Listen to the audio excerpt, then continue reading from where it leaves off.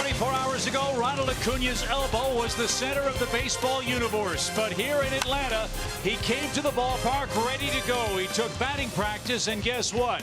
He says he's ready to go. You can't dent steel, and the Braves' 20-year-old outfielder is going to give it a go tonight in Game 1 of 4 biggies against the Colorado Rockies. Boy, is that great news as Jeff and Joe join me for Game 1 of our series here at SunTrust Park. An eventful 24 hours, Joe, but Ronald Acuna is able to play. He passed all the tests, and boy, is that great news for Braves fans everywhere. That's the best news of all, but there has been some other news since the end of last night's ball game, and one of them was that the suspension was handed down for Jose Urena after what he did last night on the first pitch of the game and hitting Ronald Acuna Jr. You know all about it by now. The bench is empty.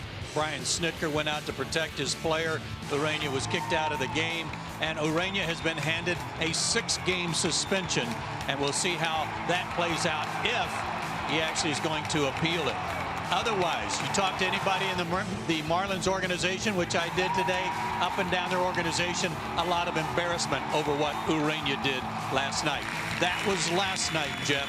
Tonight, the Braves step up in class and an opponent that's playing good baseball. Yeah, and y'all both know there's no one more fired up maybe down there than me last night up here. Right. But you know what? We took care of them. We sent them on their way. We got 4 huge games against the Rockies right now. Philly's already lost the first game today. We got a chance to gain more ground. It's time to put the pedal to the metal and keep going. Yeah, the Braves have a great homestand going. They're 6-1 here at SunTrust Park so far. And Julio Teheran has been pitching well of late at home, is back on the mound against a Rockies club he has dominated in his career.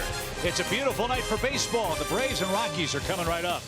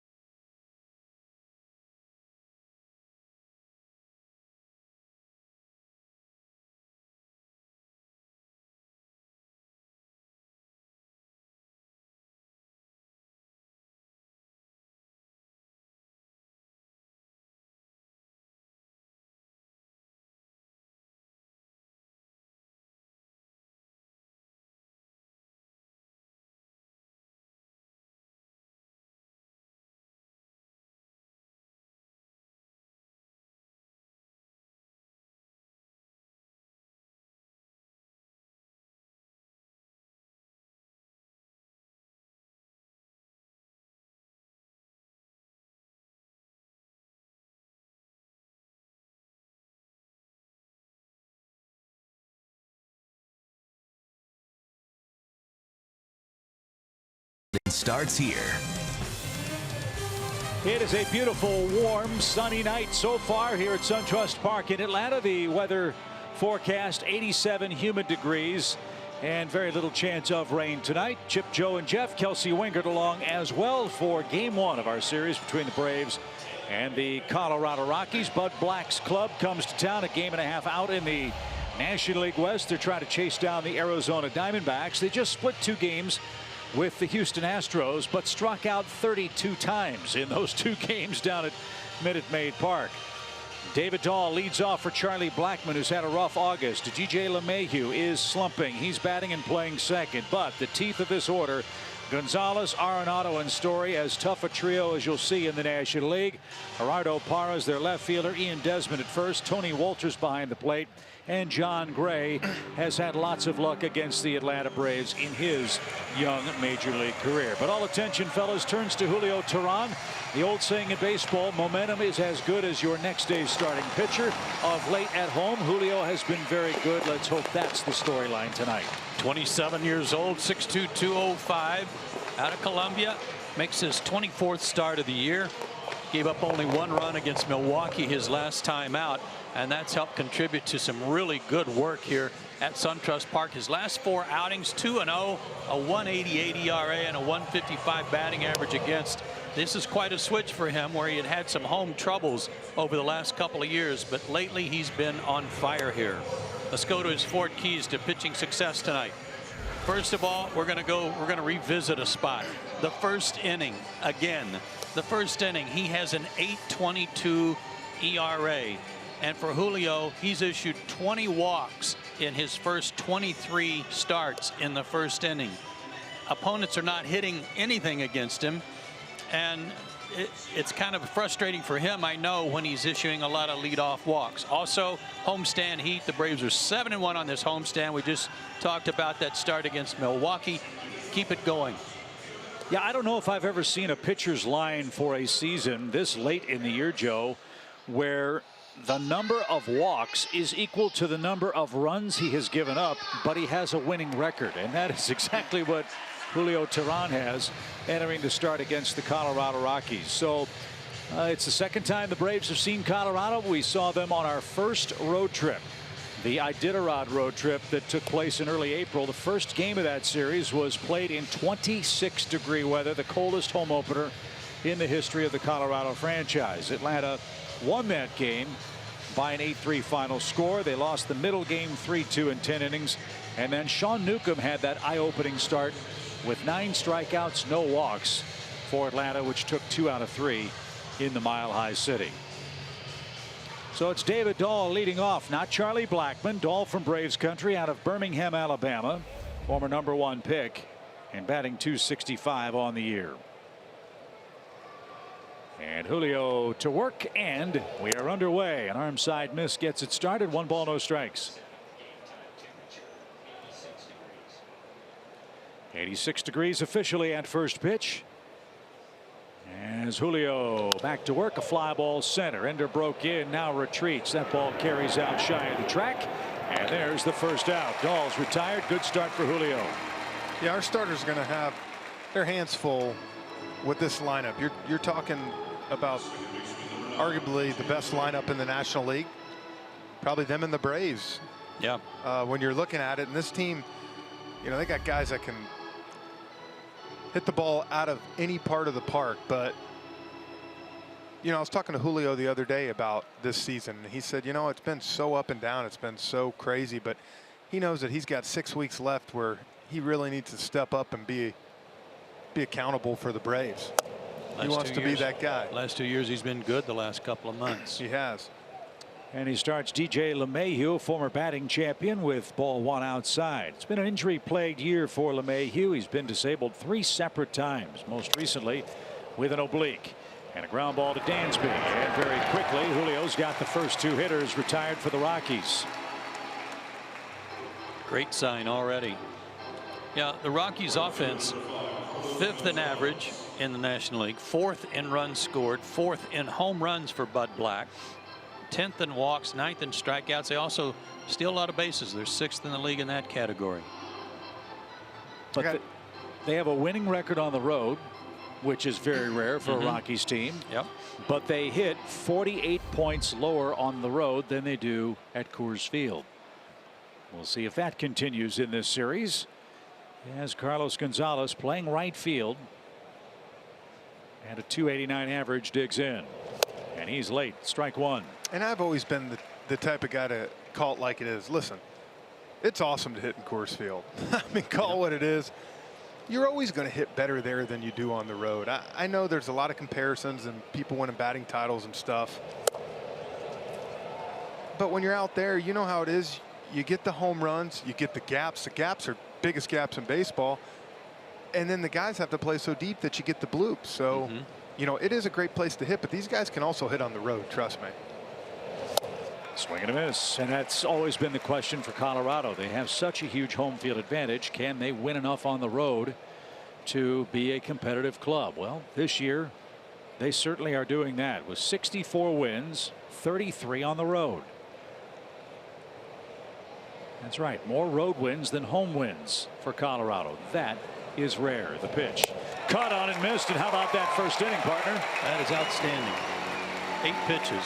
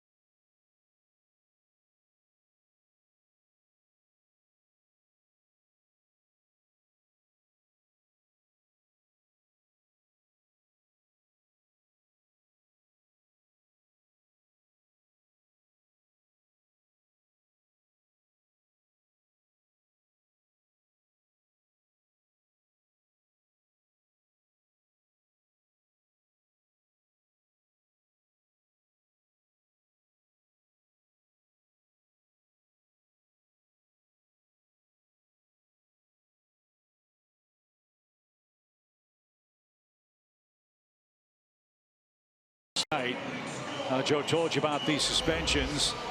As you see, the Toyota starting lineup: Acuna, Albies, Freeman, Markakis, Camargo, Inciarte, Suzuki, Swanson, and Julio Teheran. John Gray is the opposing pitcher. Braves will have a new first base coach tonight. Eric Young suspended 1 game. Coaches and managers can't appeal those suspensions, so Eric will watch this one from afar tonight. Sal Fasano will be in the first base coaching box in Eric's stead. So it's Acuna versus John Gray, who's had his way with the Braves as well in his career. Unbelievable numbers against the Braves. Lifetime undefeated, 3-0 with a 1.04 ERA out of Chandler, Oklahoma. But listen to the hand for Acuna.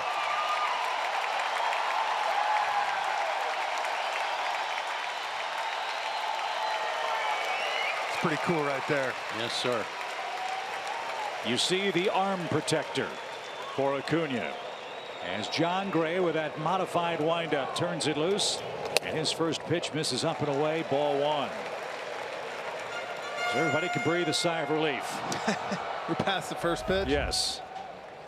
In case you wondered, his homer streak in consecutive games is still alive, and a base hit on the second pitch of the game. So Ronald Acuna with a 9-game hitting streak, 17 hits in that stretch. Oh baby, how big was that? I love the sign he gave to the camera today during their early extra batting practice when he pointed at his arm and he said it's strong and ready to go. I was talking to Brian Snicker after the game last night. People were trying to ask, you know, how he's going to be 2 days, 3 days, what it is, and he said, hey, listen, if he tells me he's ready to go tomorrow, I'm putting him right back in there. You know it. And you see the athletic tape at the elbow and at the start of the forearm, and some swelling there for Acuna, it looks like. But wouldn't know it, a laser beam single starts his night. And Ozzie takes upstairs, 1 ball, no strikes.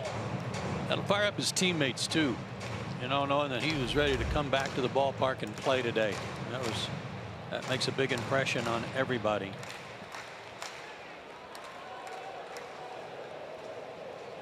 Ozzie batting .279, had a couple of homers at Coors Field in April, and he couldn't check his swing, even count.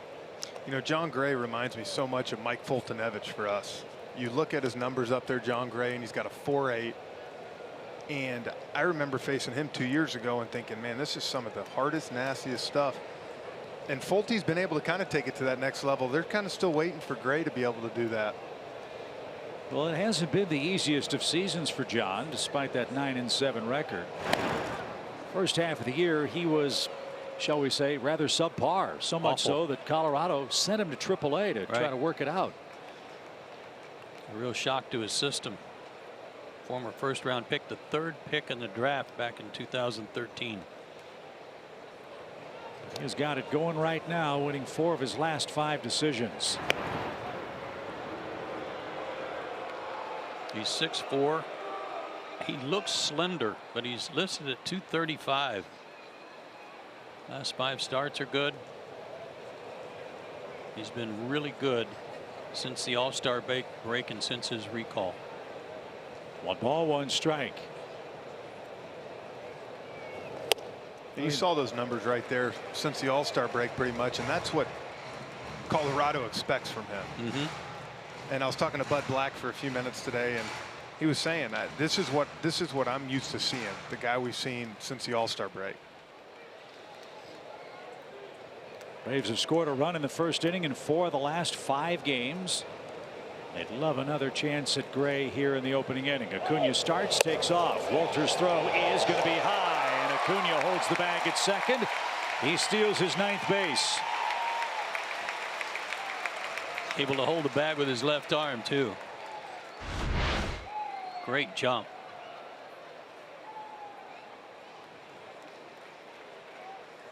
I was talking to Ender down there today. He didn't want to wear that protective tape brace, not the tape, the brace to hit. And George and the training staff said, you want to play, you're wearing the brace. So a hit means a run for Ozzie here. He's ahead in the count, 3-1. And a slider on a 3-1 count. Wow, what a pitch. Yeah, like Jeff said, this guy can rush it up there 95 to 97 on average. So you got to gear up for that, and then he drops that slow breaking ball on you. Slider and a curveball to go with his heat.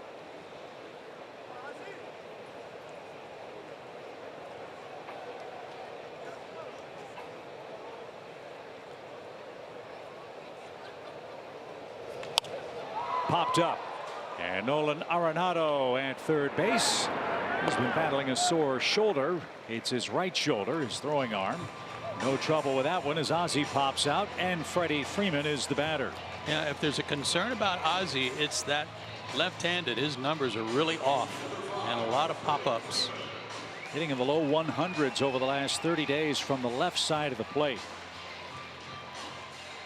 When I think my concern is, I know he's had such an unbelievable season, but especially when Acuna steals a base like that and you're in the 2nd hole, and I know you're not going to be able to do it every time, but that's where you got to try your hardest to just get him over. Yeah, ground ball and get a free run basically. So now Walters wants to talk things over with Gray, who has to face the number 1 and number 2 hitters in the National League back-to-back on the Braves lineup card. Freddie Freeman has leapfrogged ahead of Nick Markakis to the top spot at 323. Nick Markakis second at 321, waits on deck. I have a feeling these two are going to be battling out maybe the last AB of the year. Could be.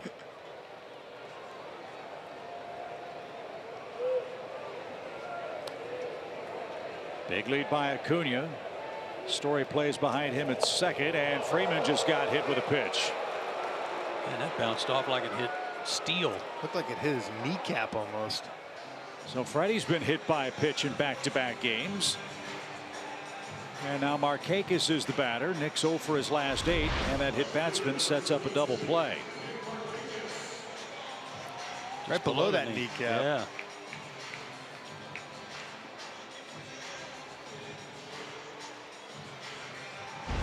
It did hurt. That's the 5th batter Gray has plunked this year, 41st by a Rockies pitcher. Just thank God that won a fastball. So 2 are on, 1 is out.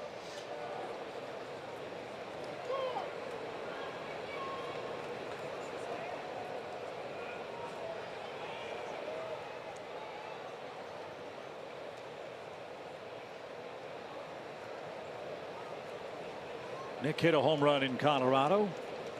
One of his 14 on the year. The pitch is smoked toward the shortstop. Story's got it.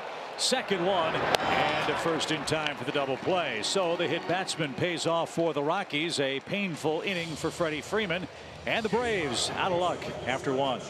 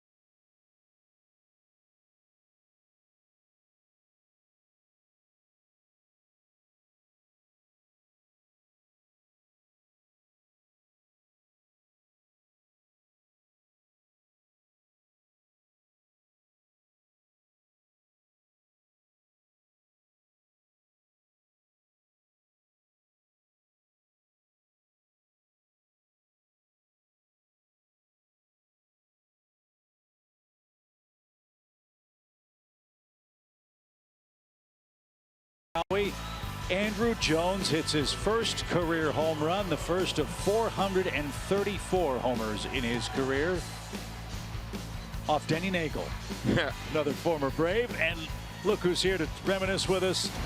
It is Andruw Jones himself. Welcome. Great to see you. Thank you for having me, guys. How are you? I'm doing good.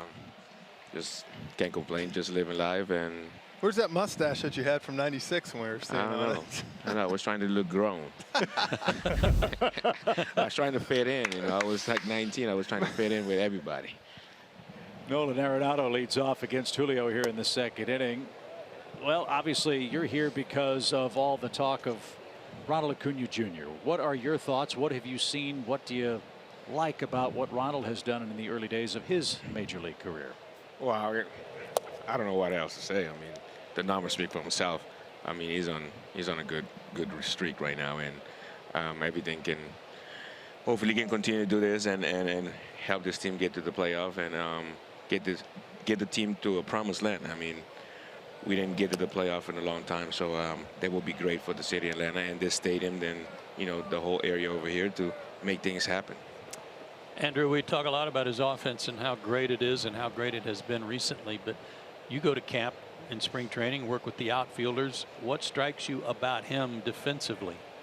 Well, he's fearless. I mean, he kind of reminds me of myself. I like to go out there and play fearless and try not, I don't care if I make mistakes. So when you trying to go out there and trying not to make mistakes happen. I mean, I was watching that game against the Marlins, the center fielder. He made like 5 errors in the game just on ground balls because he was trying to be too careful.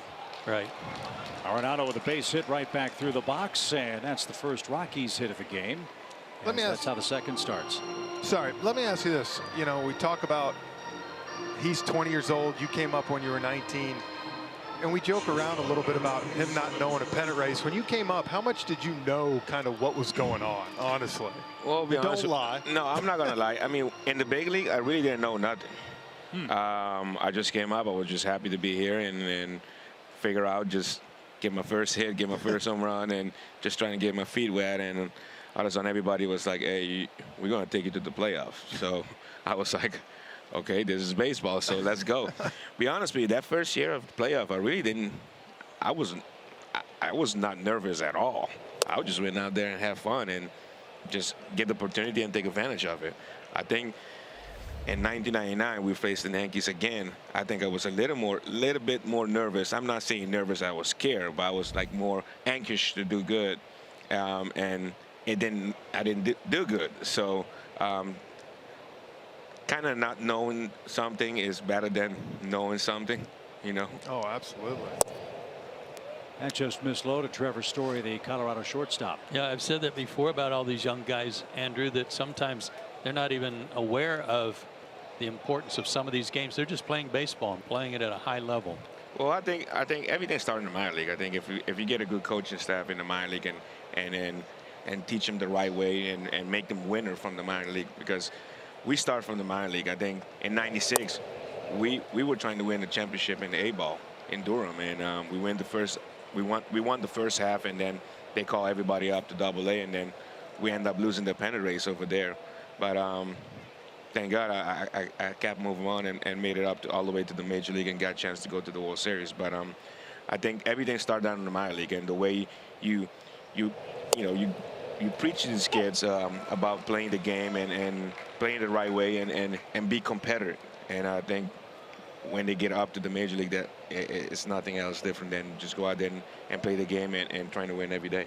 This is such a young team in so many ways. Ronald Acuna Jr. is not the only youngster on the club. Ozzie Albies, also from Curacao.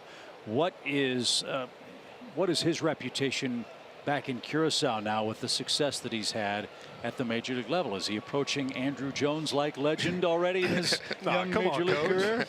I don't know. I think this is going to be his first year going back of doing all these great things, making the All-Star game and having a tremendous year.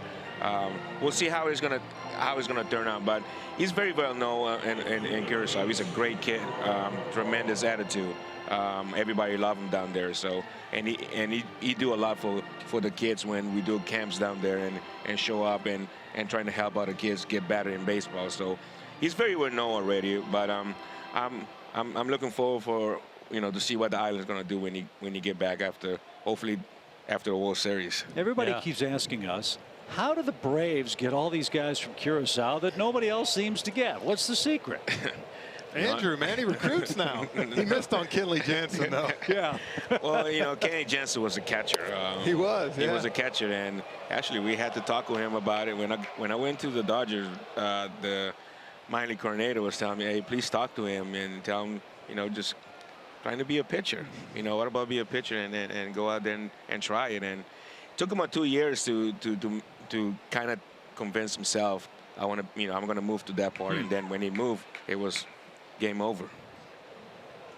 Kurt Suzuki is going to go out and talk with Julio Teheran, who's given up a hit and a walk and is behind in the count to Gerardo Parra. 1 ball, no strikes. Yeah, Julio's not real happy with the strike zone. He got squeezed a little bit there. I think he felt squeezed on the 3-1 pitch, and then he felt squeezed on that first pitch. Pat Hoberg is the home plate umpire tonight. Brian Knight, Joe West, and Doug Eddings, the rest of the umpires, first to third. Joe West, I love him. Oh. Set a record yesterday. Oh, wow. Moved into second place all time in games umpired in Major League history. Congrats to him. I had a lot of fun with him. Oh, did you? One of my favorite stories still with Andrew. I'm young. I'm running out to the outfield. Andrew runs by Joe West and says, hey, Joe, how the Twins doing? No. And Joe looked at Andrew, and I swear to you, and this was early in the season, Andrew was struggling. He said, last time I saw those numbers when I was pumping gas when I was 18. And, I mean, these two would go at it, and I'm just thinking, is this what you're allowed to do after a few years? Wow. Oh, so much fun. Swing and a miss. Parra didn't get it. 2 balls and a strike. I think one thing, Andrew, that you can explain to these fans, because I got called up when I was 21, but at the same time, I grew up here, not just in Atlanta, but in America. And I know we've talked about this, but tell kind of the fans what, not only is he getting adjusted to playing in the big leagues, but living in America, living in a big city, kind of being on your own. It's different, especially coming from an island. Well, I mean, that's it to right. Markakis is going to catch that. And the runner's going to tag. Here comes the throw toward third. It is off target and safe. Arenado with some aggressive base running, moves up on a fly ball to right field, and they've got him first and third, 1 out. Well, I mean, go back to that. The adjustment is on baseball is not really just go out there and playing baseball and trying to get better every year that as you grown, as developed. The biggest part is the off the field situation.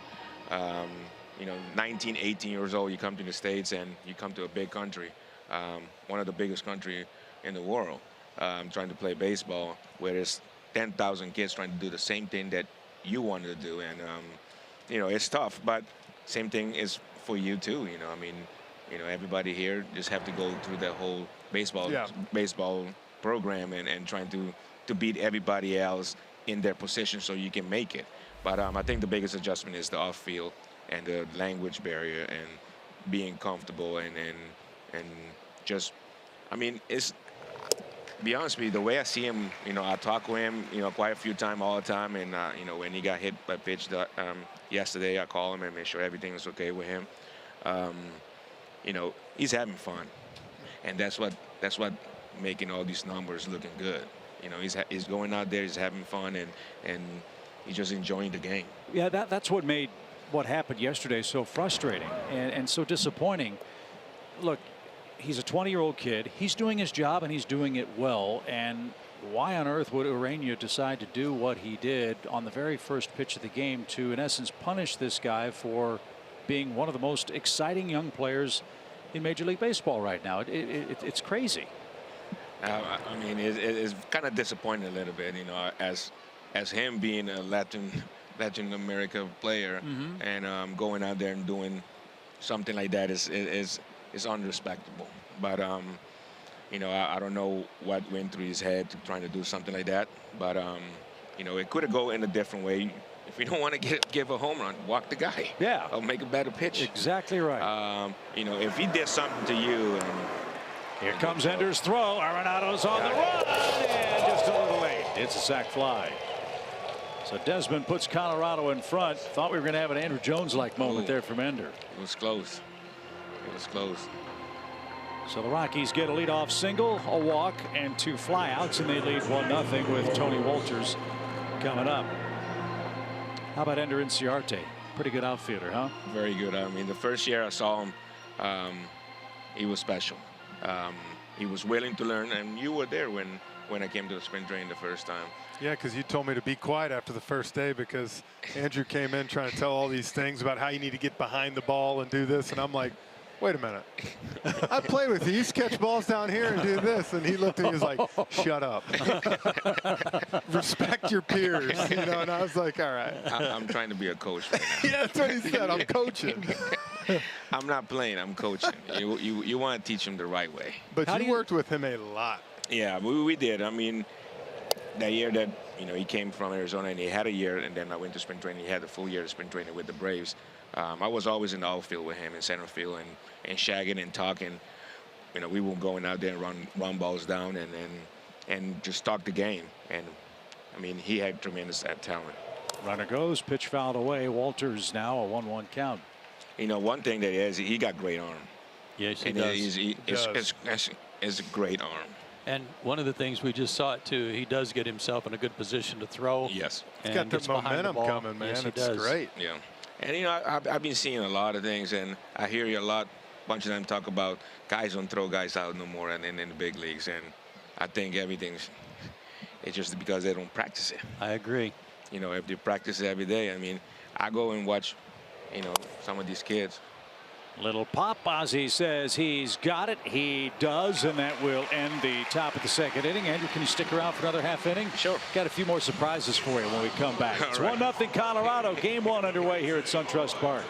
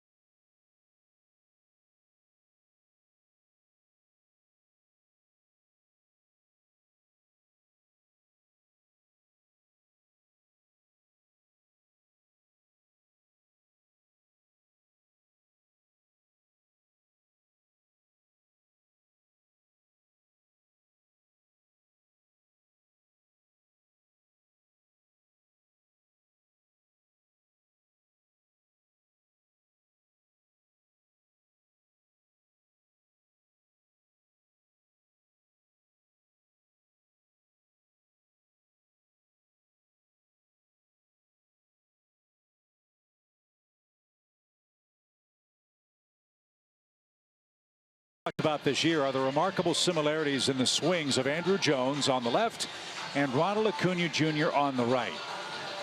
Have you seen that before, Andruw? Yeah, it looked good. And that's something. Hey, that make me look good. The way he's swinging the bat. Yeah, you're swinging it perfect. I'm swinging it really good. Yeah. I saw that swing in spring training, in a spring training game, and I remembered your swing in a home run swing, and I thought that looks eerily the same, and they are. Yeah. And great extension, great finish. That's how he drive the ball. He backspin that ball very, very well. And you know, starting the spring training, I saw him, and in BP, you know, some guys hit the balls, and then he hits fly balls that just continue to carry, and just go off the wall, and he just missed those balls, but they just continue to carry. And to my untrained eyes and my untrained ears, a non-athlete, it had that sound. I mean, the sound when somebody hit it good, you will know if they got it or not. And you know who it is. Yes. Right? Yes. It just has that ring after he hits the ball on the barrel. I saw Chipper hit one of the loudest home run when I was hitting behind him in Colorado. I mean, he hit it probably in the infinity sign up there. It was like the loudest. This guy throwing change up over the plate, and I mean, it was so loud that, I mean, it was like, I think that's one of the loudest ball I ever hear. I mean, I saw Galarraga hit balls, but he backed that change up way out. You mentioned earlier this coaching thing. Are you enjoying this in spring training, and is this something you would like to do more of, or is this just sort of a part-time thing to help out the organization when it works time-wise? I love teaching. You know, I like to share my thoughts, my experience. You know, things that I learned, things that I use to make myself better. I like to share them with everybody. I mean, a lot of these kids that I went to go see, and you know, I talk about a bunch of outfields that we got in the minor league. That's tremendous. They're willing to listen, and they're willing to ask questions, and they want to get better. So every time when I tell them stuff, I can see that they want to get better and use those things. So you know, I talk with Acuna a lot. You know, through. Oh, that is just foul. Yeah. And it almost flared one down the third base line. Well, I always said Andruw was the perfect spring training coach because a lot of people, you know, are more worried about the game. Andruw will work as hard as he can from 8 to 12. And then when that game starts, we're going golfing, right? Yeah. He's gone. He'll let everybody else do that. Yeah, the game start. I'm out. He'll practice with everybody. I go out there to shag the balls. I run down. I do everything. But when 1 o'clock, we got to go. I love it. You said a minute ago that you called Acuna to make sure he was okay. Do those guys often call you and ask you if you see anything maybe about their swing that they need to fix? I had talked with Albies, you know, before when he was in AAA, then he got sent down to AA and back up. You know, little things. I went to see him because sometimes he get frustrated, you know, and too many people telling too much stuff, and you know, somebody that speak your own language go in and tell you, hey, this and this and that.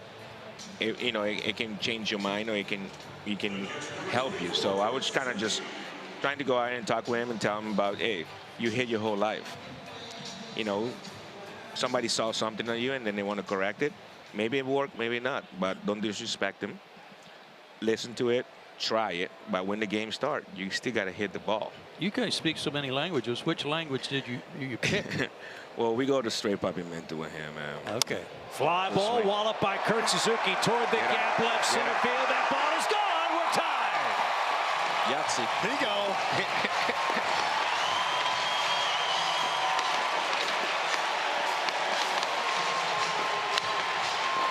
Good swing.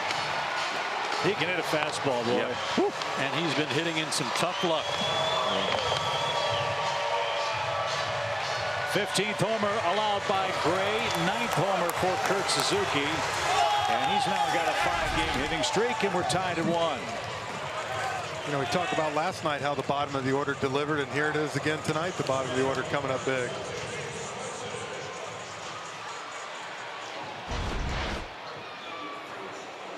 You know, Andrew, I came back and told these guys we obviously got to go to the Hall of Fame for Chipper's thing, and what a great time. But I thought it was so cool, and I know it meant a lot to you with Chipper and what he said about you in the speech, and also just how cool it was seeing all, not just Braves fans, but people up there hoping to come back in a couple of years to see you up there. But, you know, I think you're Hall of Fame. We all do. Well, I appreciate it. You know, it will be fun. It will be a great thing. You know, as much people we can, as much players that Braves can put in the Hall of Fame, the better the organization look.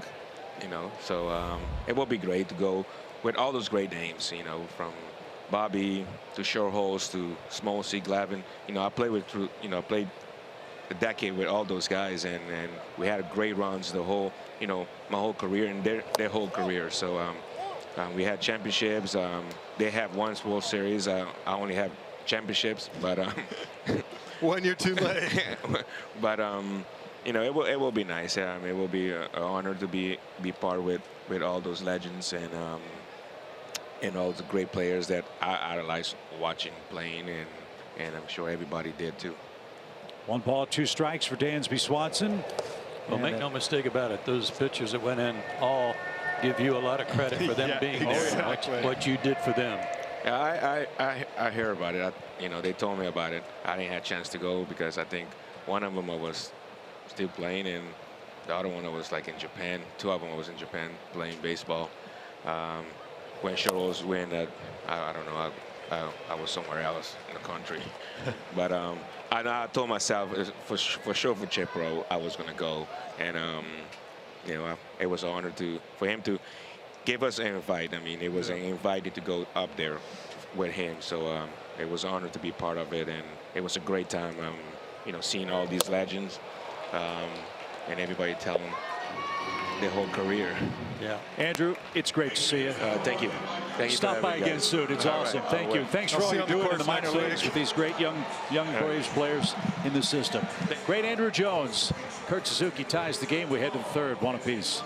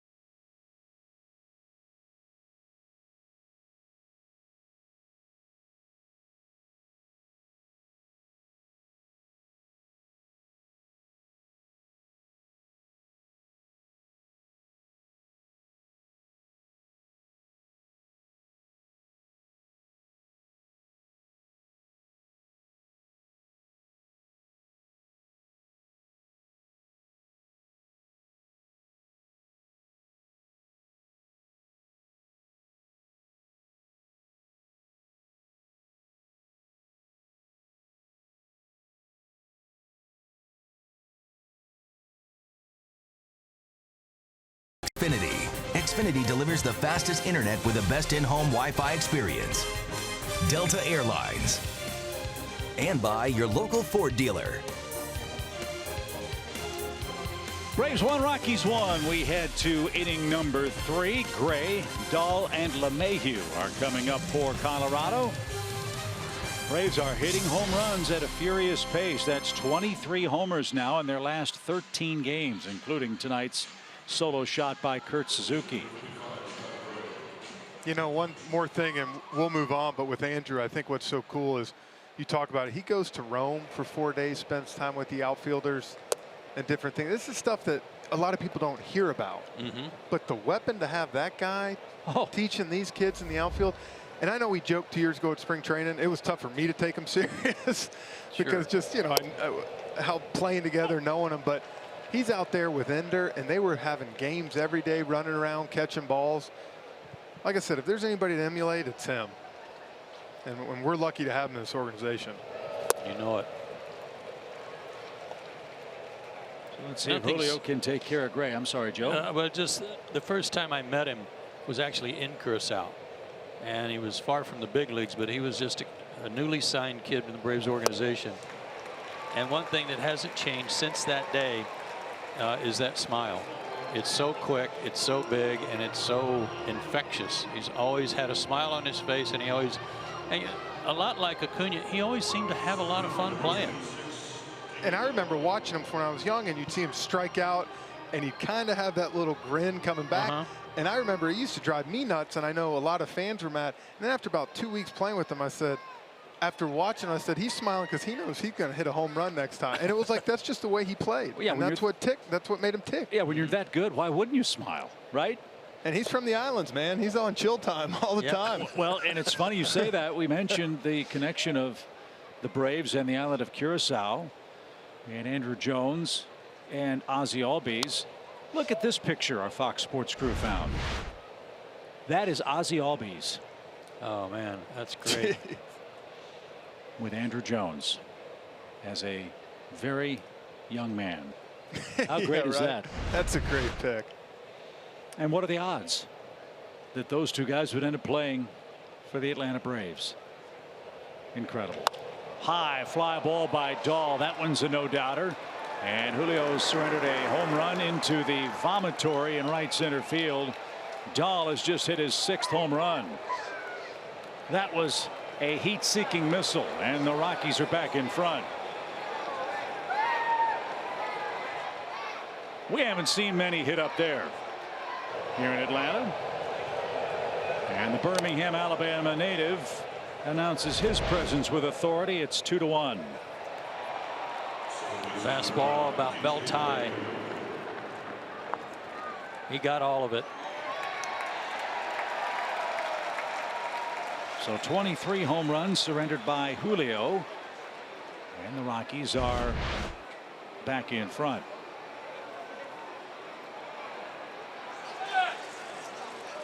Colorado's hit now 153 home runs this season.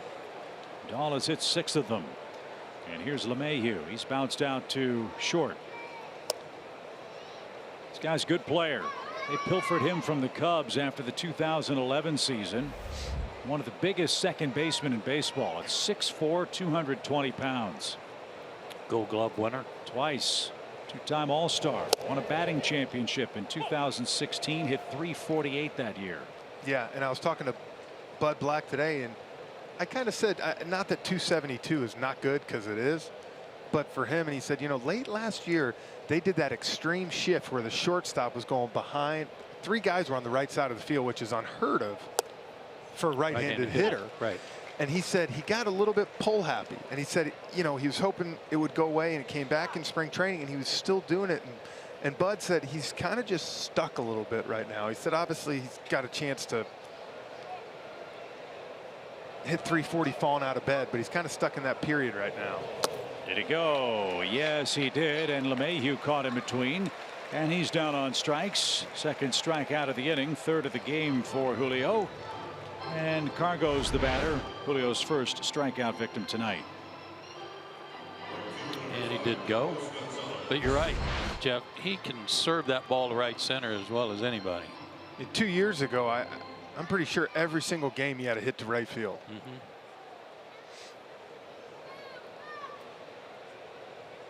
So here is Gonzalez. He's been a hot hitter. 326 since the 1st of July. And a liner to Ozzie, who got out of the way and speared it with the left hand. And that will retire the side. David Dahl's homer puts the Rockies back in front.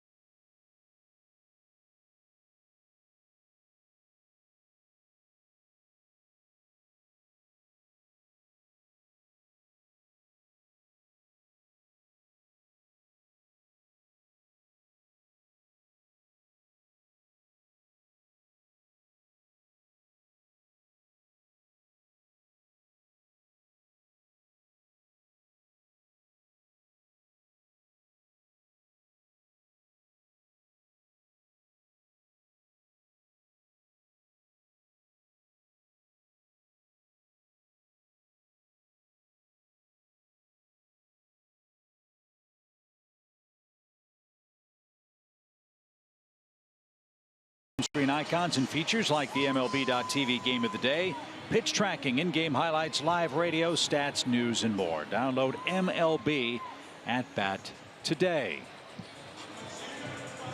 Joe, Jeff, Chip, Kelsey with you from SunTrust Park. It is a 2-1 Colorado advantage. Julio Teheran leads off. Acuna and Albies to follow. John Gray works into the third inning here in game one of a big 4-game set. And that's in for a strike. It's 0-1. Home run hitting Julio Teheran. That's right. I forgot about that. A homer, 3 RBIs for him, and 6 hits on the season. And quickly strike 2.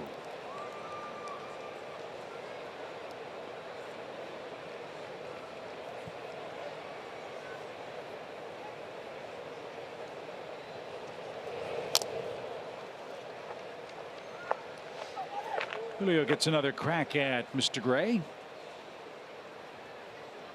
who has scattered a couple of hits, and he's hit a batter. He got a big double play off Markakis' bat to get him out of first inning trouble.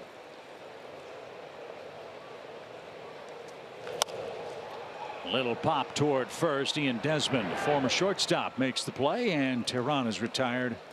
1 out. Last year, John Gray won 10 games, lost 4, made just 20 starts.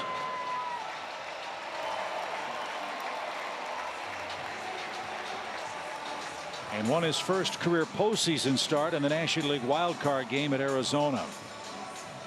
Then he missed some time with a broken bone in his left foot. That's why he made just those 20 starts. This guy's the real deal. Terrific pitcher. And part of a Rockies staff, fellas, that they have built their team around, and believe it or not, they have figured it out with this group at Coors Field under Bud Black. Well, this guy can dominate. Just like that wild card game. He can pitch a 1-game or out type game and have full confidence in him. I think Acuna might have broken his bat. And the surprising thing was this offseason, the Rockies went out and spent about $150 million on their bullpen. And I think that, they're coming along pitching better as of late, but that's been kind of the weak spot of the team. Yeah, they spent roughly $100 million on Shaw, Davis, and McGee. And then they had to go out and get Sungwon Oh to bolster their bullpen after spending all that cash on their relief corps. And for a while, they were really struggling along before the All-Star break, but they have figured it out since. This is a dangerous team. Fly ball right, long run, Cargo, foul ground, won't get there. It'll bounce into the stands. And I can promise you, there is not a team in the National League, guys, that wants to face this staff and this offense at Coors Field late in the season or in a potential first-round playoff matchup. Well, they're playing their best baseball of the year right now. That's why they are only a game and a half out. They've gone 26-14 over their last 40 games. They win the close games. They're 21-12 in one-run games, so that bullpen certainly plays a part in that. Little pop fly foul, again out of play. And as you talk about as the season goes on, guys, the last 11 games for the Phillies, 4 here at SunTrust. We were looking today, 4 in Colorado, and then the Braves go up there for 3. So they got a tough finishing stretch there. Well, to put it in perspective for you, at the end of play on June 28th, the Colorado Rockies were 8 games out of first place. At the start of play tonight, they are 64-56 and a game and a half out. They have done some good work to climb back into a torrid Western race. And Acuna smashes that one to short. Story to his left makes a good play, and 2 are out. Historically speaking, if you hit the ball on the ground on the left side against this Rockies defense, you are out. You are out. They are 3rd in the league in defense. They've made 53 errors as a group. Nolan Arenado has won a Gold Glove every year he's been in the big leagues, and arguably the best third baseman in the game in either league. Yeah, I was going to say, I don't even know if I'd argue that. I think he's hands down the best third baseman in baseball. And a free agent after next season. Here's Ozzie. He popped out his first time, and he lifts this one out of play left side. A lot of pop-ups, as Joe mentioned, for Ozzie of late.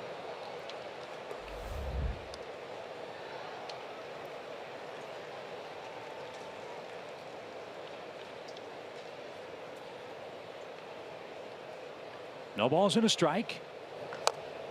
And that'll bounce into the Braves dugout. Foul. It's 0-2.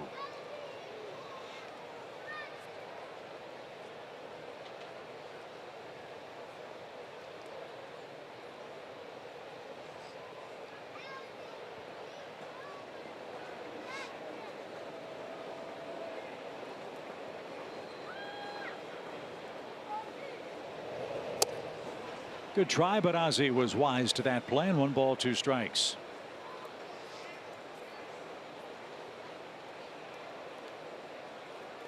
Braves trying to gain ground on the Phillies in the East.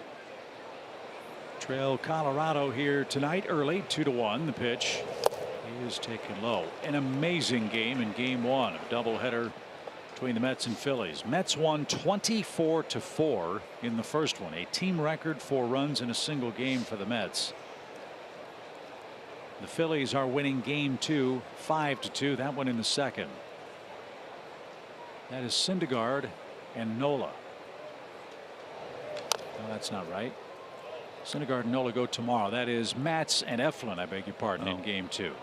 I thought it was too. I thought it was the other 2 guys. I thought it was, and that's when I looked out there and said, man, that's not very Syndergaard Nolish. Yeah.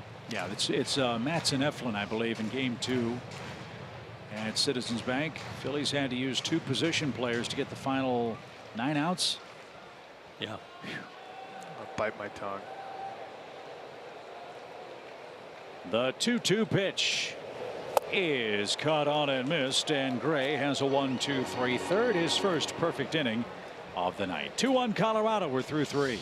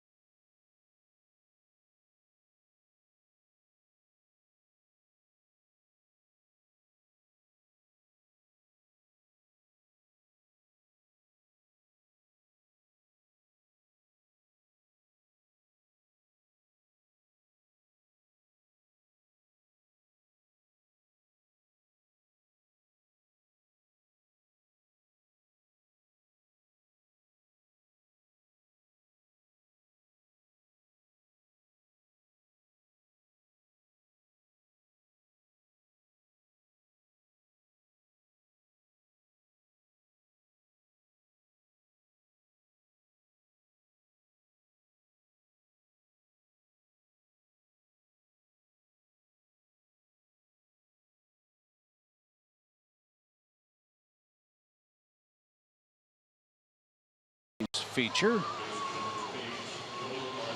Great numbers for Julio against Colorado. He's not faced them this year. He did not pitch against them back in April. 5-1, a .221 career mark. He has pitched some beauties in Coors Field, though, Including the Ice Bowl game there, what, 4 or 5 years ago, the coldest game ever played in Denver when the Braves were snowed out. Yeah, that was a doubleheader, wasn't it? Yeah. I think it was 26, 27 degrees, and he was unhittable. And he'll face Nolan Arenado leading off the 4th inning. Arenado has singled, took second on a walk, third on a fly ball to right, and then scored on a Desmond sacrifice fly to center. I love to watch this guy play. Plays with a lot of fire. Wants to win. They were a little concerned about his throwing shoulder. They had a break in the schedule, though, with an off day, and then down in Houston where they could use the DH, and Arenado was the DH against the Astros. And to tell you what kind of a competitor he is, he was asked, how do you like DHing? He said, I hate it. I don't like it. He wants to be on the field and play defense too. Yeah, when you can pick it like him, you want to be out there with your glove on. I'll tell you what, DHing is tough. You weren't a fan either? No, I mean, I'm ADD. What am I going to do between ABs? Well, hadn't thought of that. I DH 2 games in Boston, I think 2 years ago, and I had like 14 ice cream cones between innings up in the clubhouse. Swing and a miss. Arenado is down on strikes. Julio has now held him to 2 for 16 head-to-head in their careers, and that's a good start to the 4th inning. Talk about what y'all do to me eating up here, eating some of the food. If I DH, that'd have been 340 quick. Oh my. No, it does take a special person to be able to do that and be focused on each and every at bat, not get lost in just being a fan. Story walked and was left to board in the 2nd inning. And I would think that the most difficult thing, just feeling like you're even in the game. The flow, the natural cycle and flow of running out, coming back especially in, when it's April and it's freezing. You know, you can go up in the tunnel all you want and stay warm, but when you come out, it's going to hit you like a ton of bricks. That's hit toward 3rd. Camargo's got it. He'll patty cake and fire, and Story's retired. 2 outs.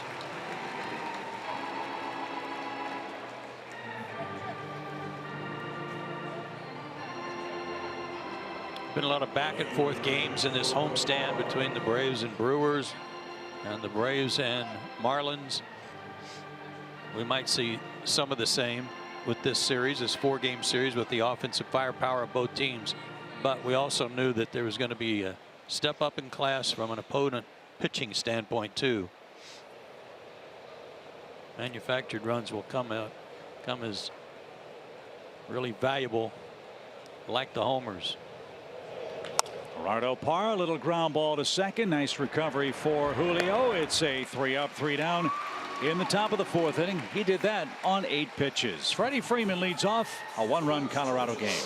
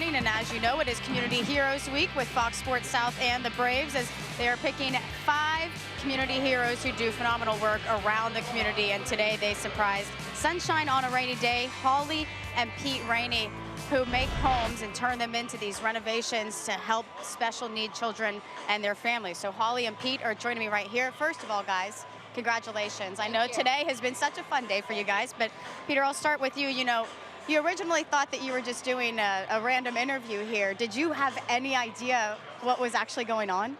No, we didn't. I mean, there was a lot of people at the house, more than would typically be at just an interview for a project. And kind of as we look back, we're like, that didn't make sense, that didn't make sense. So, yeah, we were totally caught off guard, though.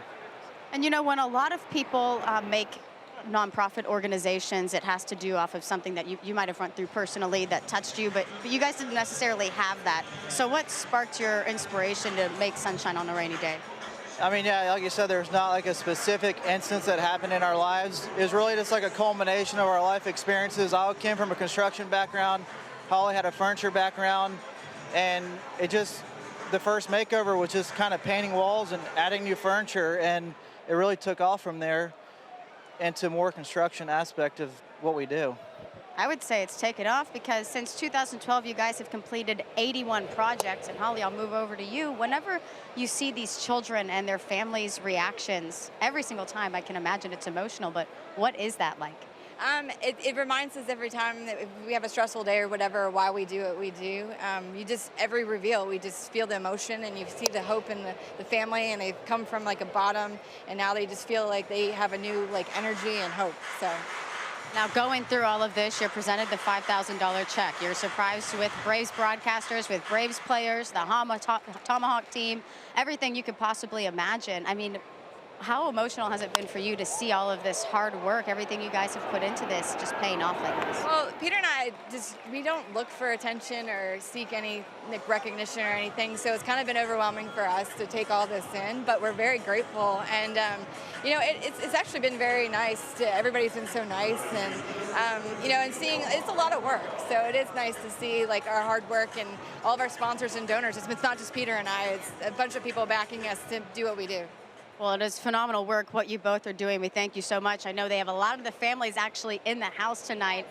You said, what, 80 people here that are here to cheer them on? Yeah, we're getting ready to go over to see them. I can't wait. They're all texting us and posting on Facebook and stuff, so.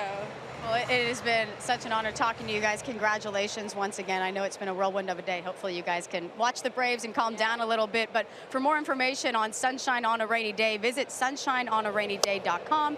And if you know someone who you think should be honored during our next Community Heroes Week, you can nominate them by visiting braves.com/community heroes. Chip, Joe, and Jeff, another incredible story. We just love honoring these people. Kelsey, great job. Great interview. And what a wonderful honor, and what a wonderful bit of community service for those folks. We welcome them to SunTrust Park, and we salute them from the bottom of our hearts. I love their name. Sunshine on a Rainy Day. Little play on their name. That's terrific. I was able to be a part of that today, and seeing the tears coming down their faces and some of the people that help and volunteer. It was a great day. They've got to wonder what's going on when that bus pulls up. Well, so they had no idea. They thought it was just they were getting some small interviews, so they were kind of in the back of the house. And I mean, all of a sudden, all of us are set up, and they had the heavy hitters with the drums. The next thing you know, they start playing the drums, and I'm like, oh my. Yeah. I'd have been coming out swinging. Well, Camargo was swinging in that fourth inning at bat. He's struck out, and it's 3 up, 3 down for Gray, and we head to the fifth.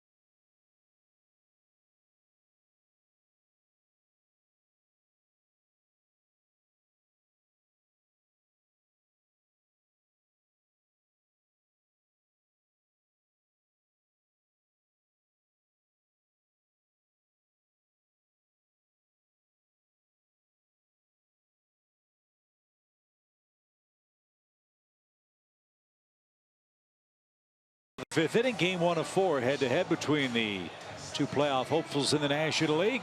Julio Teheran will face the bottom part of the order in this 5th inning, brought to you by Audi's Q5. Desmond, Walters, and John Gray will get things started. 5 up, 5 down for Julio, with David Dahl homer in the 3rd, the difference in the game to this point. And a line drive right at Nick Markakis on the first pitch. Julio got 3 outs on 8 pitches last inning. 1 pitch, 1 out here in the 5th. I think he's got good stuff tonight. Really, it was the walk to Story that set things up, put things in motion for him to give up a sacrifice fly to Desmond in the 2nd inning, and then the mistake with the home run. But other than that, I think he's been very sharp. I think he was very focused coming into tonight. When I walked into the locker room today, even on days, you know, some pitchers sometimes won't even talk to you. Julio's usually pretty outgoing even days he pitches, and today was, you know, a little nod, hey, how's it going? But you could tell he was locked in today. 1 ball, no strikes for Tony Walters, the Colorado catcher.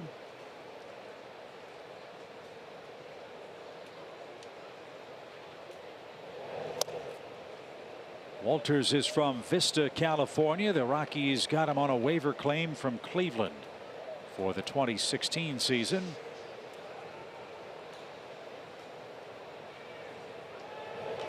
And this one shot down the left field line, and that'll bounce off the track and into the seats. 2 balls and a strike.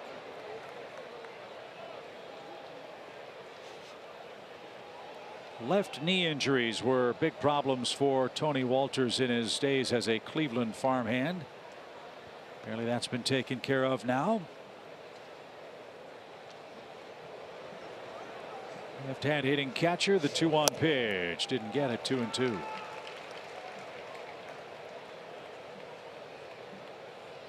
It seems to me Julio's ball's moving nice tonight. Kind of jumping out of his hands.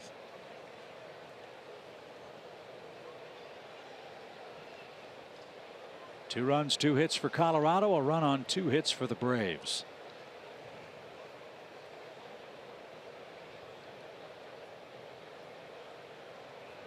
And now Julio ready. Here it comes. Oh, well, he's just not getting that call. It's a strike, yeah, according to Fox Tracks. That's a perfect pitcher's pitch.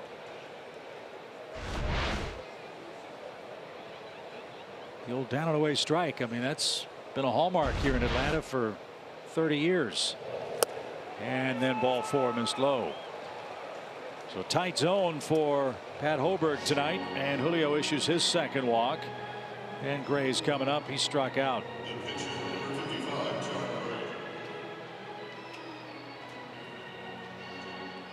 And I think one reason Julio's frustrated is because it's not like he's missing by a lot.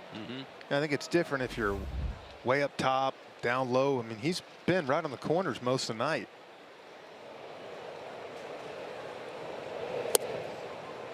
And Gray showed bunt, took a strike. He has 5 sacrifices on the year.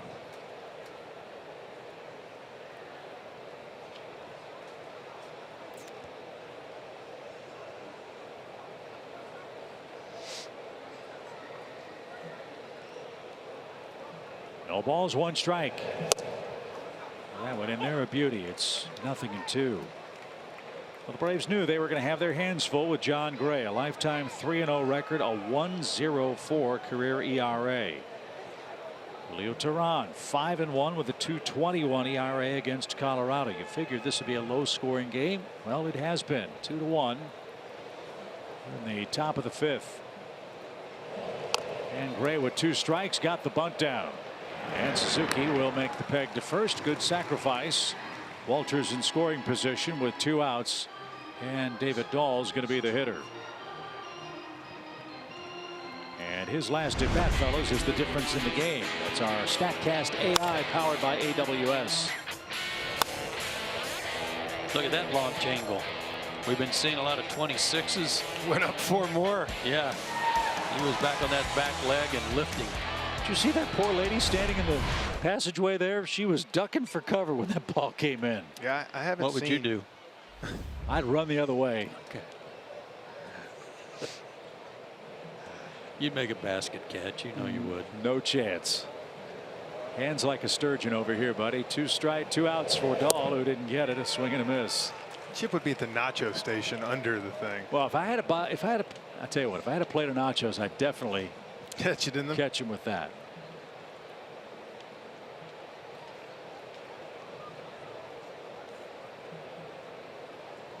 Big run to cut off here with Walters, a catcher, leading at second base.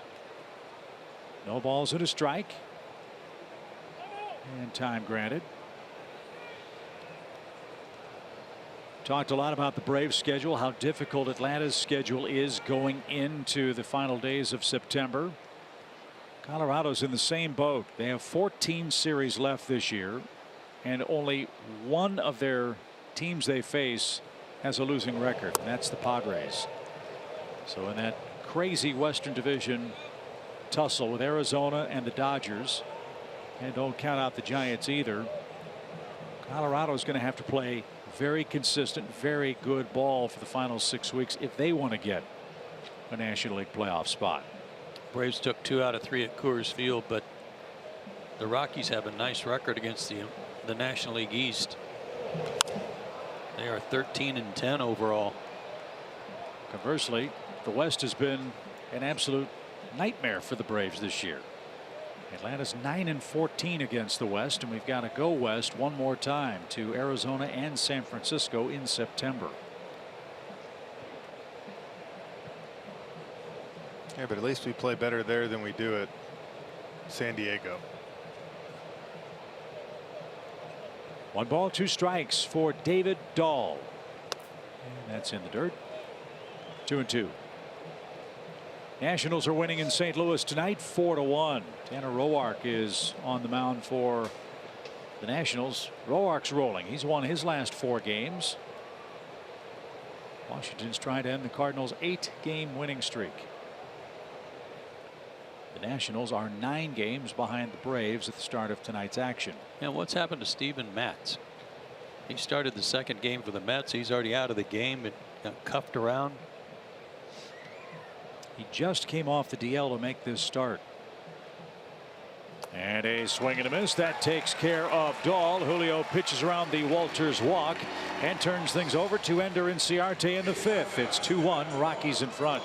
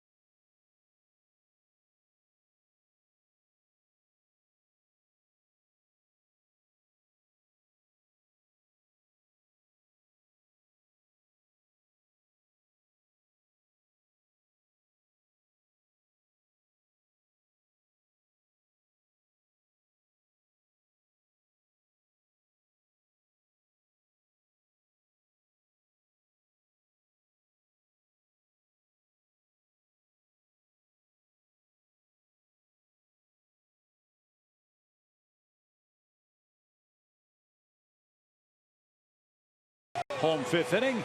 Let's take a look at tonight's Lowe's whole team together feature. The Braves offense has been in high gear for Brian Snitker the last couple of weeks. Last 11 games, 8-3. This is over the period of time since their last off day. Great numbers with runners in scoring position. It seems like on this homestand they have not missed an opportunity to get somebody in from 2nd or 3rd base. Good pitching. But a tough series here over the weekend. Yep. Rockies have an excellent staff, so it's a step up in class for the Braves. We'll see how they respond. With Ender, Suzuki, and Swanson coming up, Gray has set down his last 7 in order. Ender rolled out to second, back in the second, so he's 0 for 1.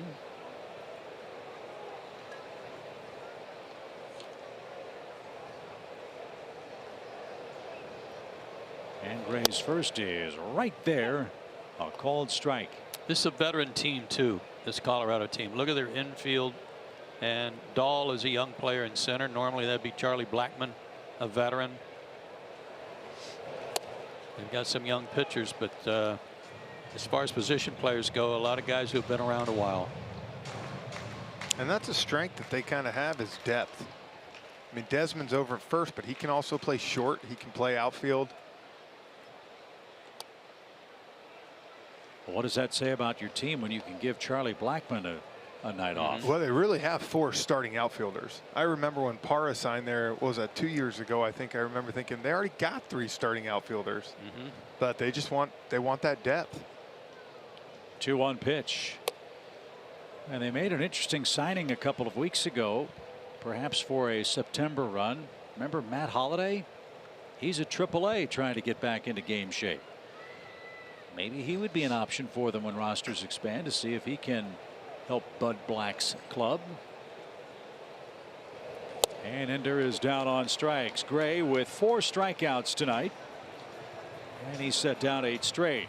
Here's the man that's hit him hardest. That's Kurt Suzuki, who homered to tie the game.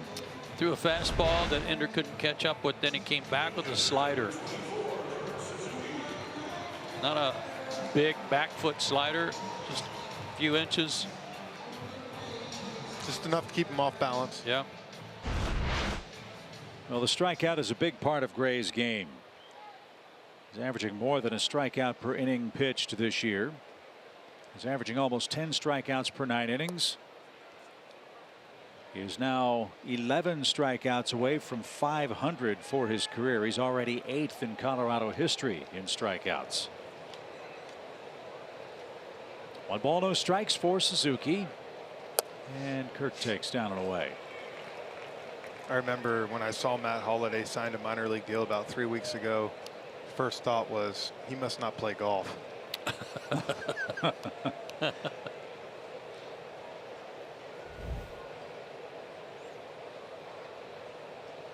The 2-0 is hammered and down the line. Arenado couldn't get it. And he tumbles hard on that sore right shoulder. Suzuki on his way to second. The throw gets away. He's safe and in scoring position, representing the tying run. So Suzuki has had John Gray's number tonight, 2 rockets, and he's 2 for 2.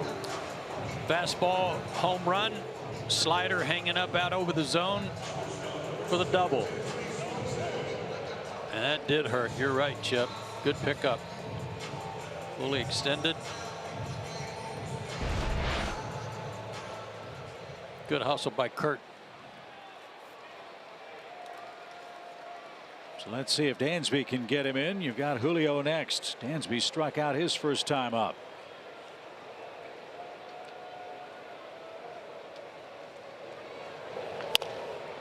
Dansby has collected the last 2 game-winning RBIs for the Braves. Pretty impressive, hitting 8th. Well, we talked about it.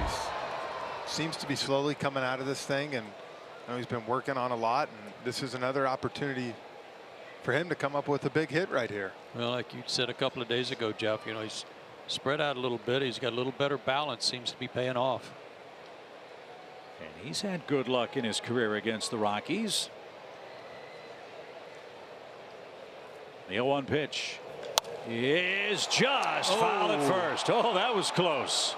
Wow. That would have been some greatness. And speaking of greatness, Dansby's work against the Rockies is our Synovus Greatness Made Here feature.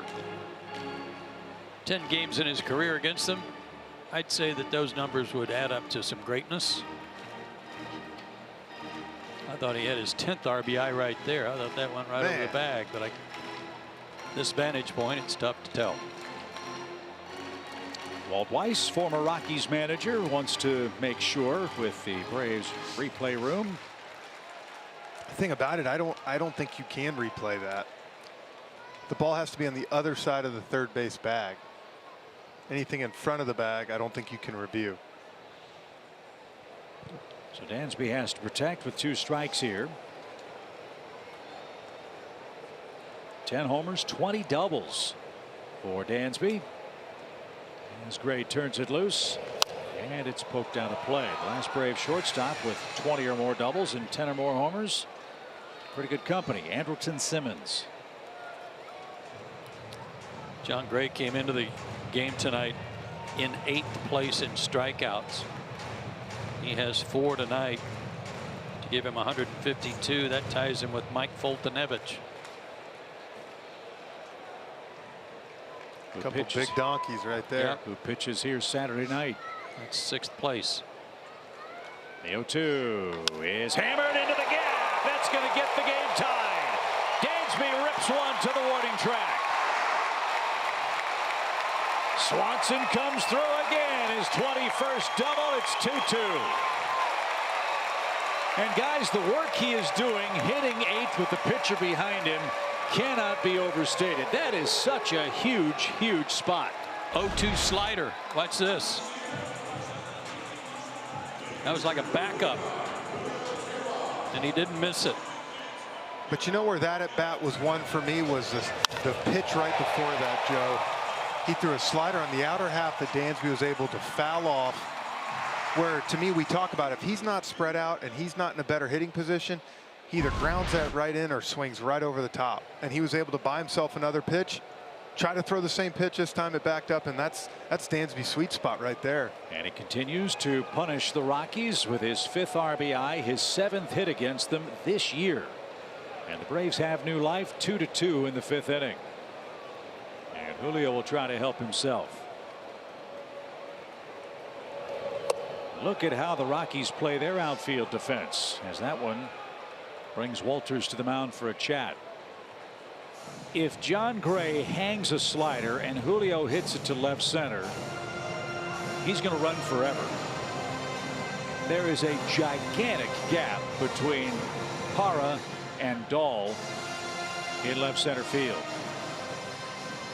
And they're shallow in right and center as well for the pitcher.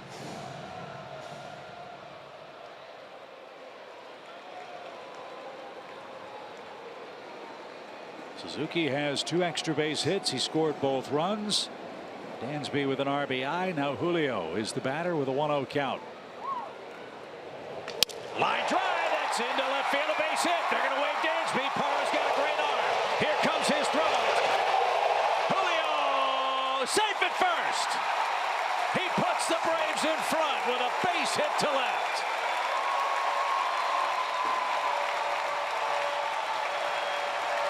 Guy's got it working with the bat, boys. I don't know what that was, another backup slider or a changeup. And I'll tell you what a great read by Dansby to go off the crack, because Parra's got one of the best arms in the league. And the only way he scores is going off the bat right there. So the bottom of the order, guys, continues to do amazing work. That has been the story the last 3 or 4 games here at SunTrust Park. And now the top of the order's coming up. But first to visit is John Gray has given up 3 consecutive hits and the lead to Atlanta here in the bottom of the 5th inning.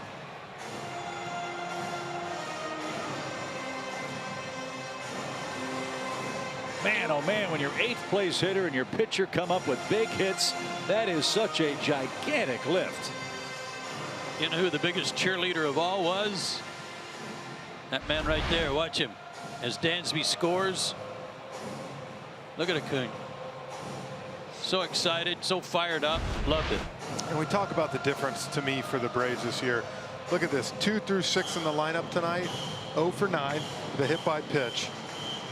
7, 8, 9, 4 for 6 with 3 RBIs. On any given night. You have to be able to do it. You can't expect those guys to carry the load, even though they have most of the year. There's nights they're not going to have it. And when you have guys like that at the bottom that can do that, you're a playoff caliber team. So Ronald Acuna, his home run streak is still in play. 1 for 2 tonight with a single. He's homered in 5 consecutive games. He's already extended his hitting streak to 9 games with that first inning hit. The youngest player in history to homer in 5 straight games. Ronald Acuna Jr. with Tehran at first in a very short lead. And he's swinging a miss. Interesting pitch there from Gray with the shift on. We've seen Ronald hit the ball the other way, but Gray got away with it and is ahead 0-2.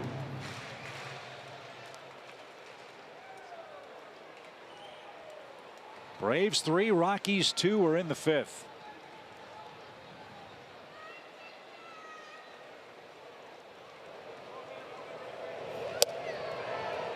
Excellent take. That was a slider that Julio hit. He's made some mistakes this inning with his slider. I don't know about you, but I always wonder sometimes when you throw 97 like that, why you try to keep going to that pitch, especially with the pitcher up. And Acuna swung and missed at a 79-mile-an-hour curveball. So that's out number 2, and let's see if Ozzie can keep the inning alive. Strikeout numbers 5 and the second of the inning. Ozzie's due to hit a line drive somewhere. About right down the first baseline, and let's see Julio run. There you go. Gray to the belt. And Ozzie digs in and pops one out of play foul. Part of the struggles for Ozzie from the left side are because of sequences like this. He swings at the first pitch almost half the time. When he makes contact and puts it in play, yeah, you love that. But he's hitting around 110 over the last month as a left-hand hitter. And has been 0-1, 0-2 an awful lot.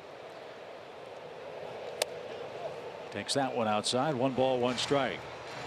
And it's noticeable because by and large he's batting left-handed most of the time. Right. But still Ozzie, 41 multi-hit games, 57 extra base hits. And foul that one away, up and away from him. 1 ball, 2 strikes. We talk about different stats everywhere, but I will tell you what, there's one stat that has been the same for a long time, and that's 1-0, 2-0, 2-1, 3-1. You got a lot better chance of getting a hit than you do 0-1, 0-2, 1-2. That's never changed. No, it hasn't. And that's what Ozzie faces here with Julio at first. 1 ball and 2 strikes. Gray ready, and here it is. And it is tipped and caught. And that will retire the side. But the bottom of the order comes through for Atlanta again. Kurt Suzuki with a 1-out double. Dansby brought him home with a 2-bagger. Then Julio Tehran helped himself with a shot to left. That scored Dansby, and it puts Atlanta in front for the first time tonight.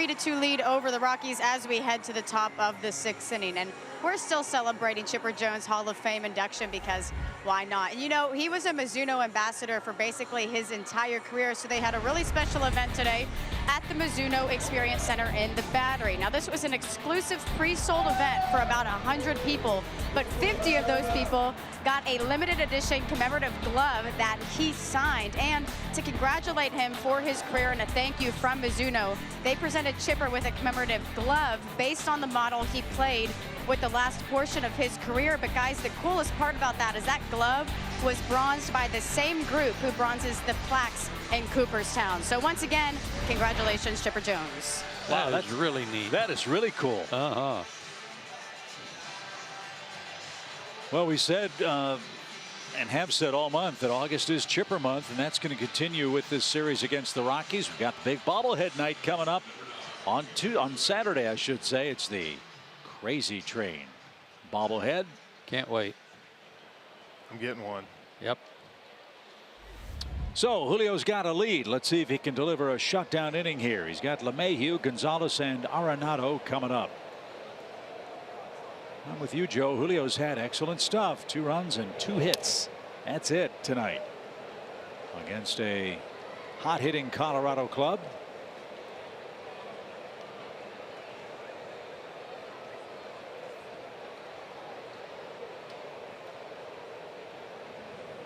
And a bouncer to Dansby. He got a Sunday hop on a Thursday night. And there's the first out.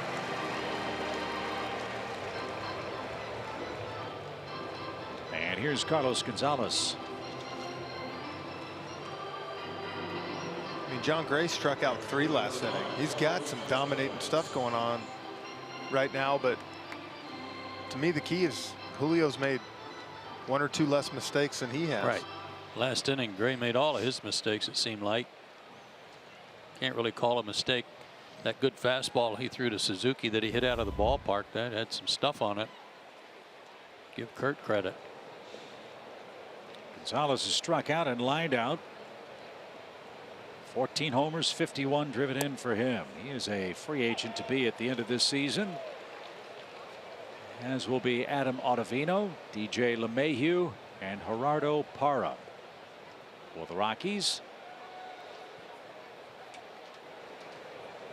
the 0-1 pitch is bounced into the shift. Ozzie has it and throws his man out. 2 outs. What I love about what Julio's doing tonight, guys, is yeah, he's walked a couple of men, but he's been so very efficient tonight. He's getting outs early in the count, trying to get ahead.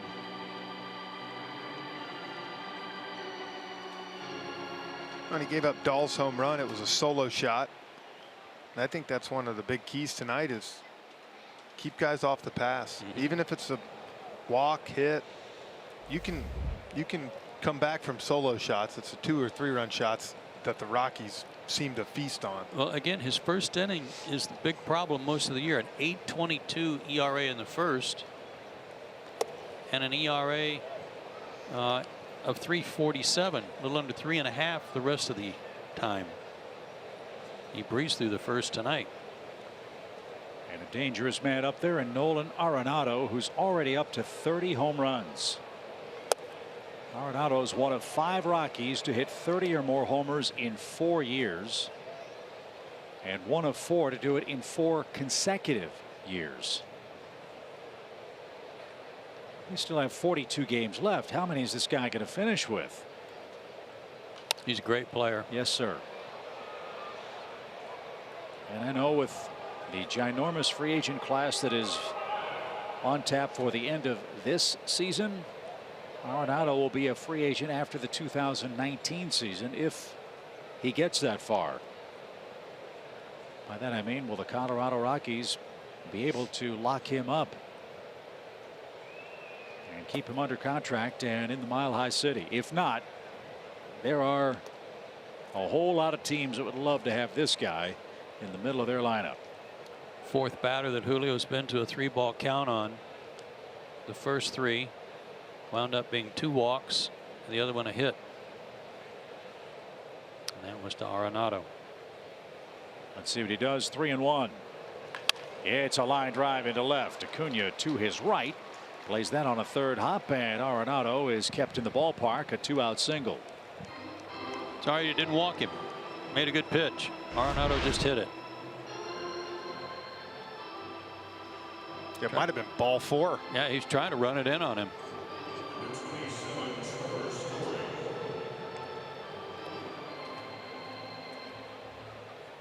So here's Story. This is not an easy out. He comes in as the hottest Rockies hitter. 12-game hitting streak. Averaging a little more than a hit per game over that run. He's 0 for 1 with a walk tonight. He's got 25 home runs. 2 against Atlanta in Colorado. But Story, in some way, if you'll pardon the pun, is the story of the Colorado offense. Great numbers at Coors Field, not nearly as great away from home. 126 strikeouts too. 1 ball, no strikes. And that's off the plate. Jeff, we've talked with Tom Glavine about the perils of pitching at Coors Field. It's not so much the game you pitch there, but it's the next start after that because of the exertion and the extra effort you have to do or use to make your pitches do what they want. Is it the same thing for a hitter? After you play 3 games in Colorado, do you notice anything different physically after you leave Coors I always Field? know I just wanted to go right back. Well, that makes sense. Why do I have to leave? It's not. It's hard not to change your swing, though, isn't it? When you go in there. Yeah, the one thing that is good about Coors Field, though, like I said early on, is that you tend sometimes to go to Cincinnati, these places. It's more uppercut. You change your swing. The one thing there is, like I said, you have such big gaps, bloopers, and if you get it in the air, any type of good, it's gone. So you kind of get all 3. 2-1 pitch is inside, ball 3. So Julio got the first 2 outs quickly in the 6th. Got to 3 balls on Arenado. He singled. Now he's going to 3-1 on Trevor Story. There are very few weak places in this Rockies lineup. And a dangerous pitch coming up right here. The delivery is hammered and foul. That was close. Harmless strike, full count.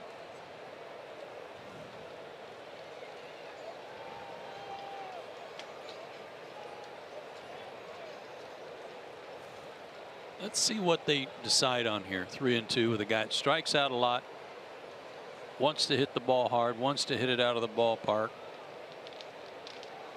5th in the league in RBIs coming in. I wouldn't mind seeing a fastball up in the zone. Well, as Joe said, he has struck out a lot. Julio has yet to get him tonight. He does have 5 overall in the game. Arenado is running, and the pitch is fouled away.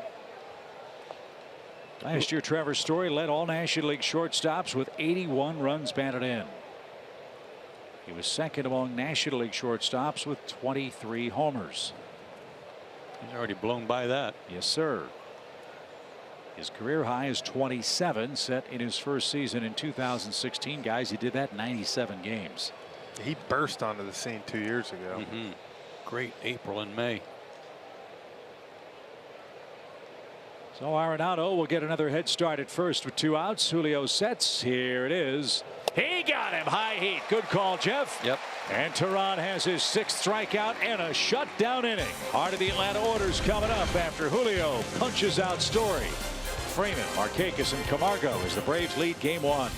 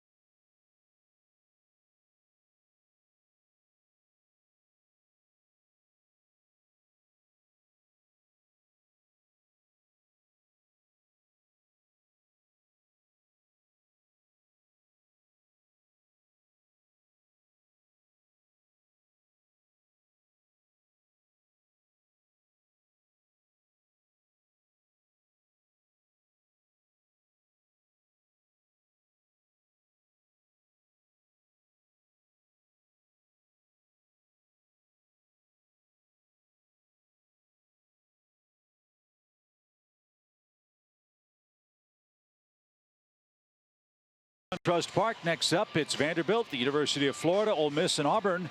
And we round out the College Nights program with the University of South Carolina on September 3rd. Get your ticket and co-branded hat at braves.com/college nights. Freddie Freeman leads off for the Braves. We're in the 6th inning. Atlanta 3, Colorado 2, game 1 of what should be a very telling and entertaining 4-game series. Freddie had some odd numbers against John Gray coming into this game tonight. He was 2 for 9 with 6 strikeouts. Very odd for him to have that many strikeouts against one guy and so few at bats. Tonight he's been hit by a pitch and flied out. It says something about Gray's stuff.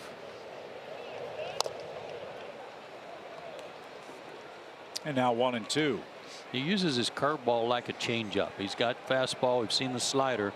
That was the curve, and it's very much his changeup. There was a lot of off speed inside to Freddie, it looks like that. And he chased that one. So there's that strikeout you were talking about, Joe. Number 7 for Gray. And 3 in a row for the Rockies right-hander. 1 out.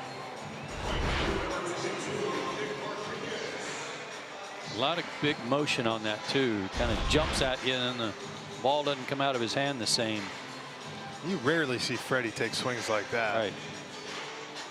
So Nick Markakis will be the hitter. He's one of our Georgia Lottery hitting jackpot features. There are 4 men in this game at the top of the multi-hit game list in the National League. How about that? And Arenado has added to his numbers tonight. With 2 singles and a run scored. Albies, Freeman, and Markakis collectively looking for their first hit. And a strike for Nick. Even count. 1 ball and 1 strike.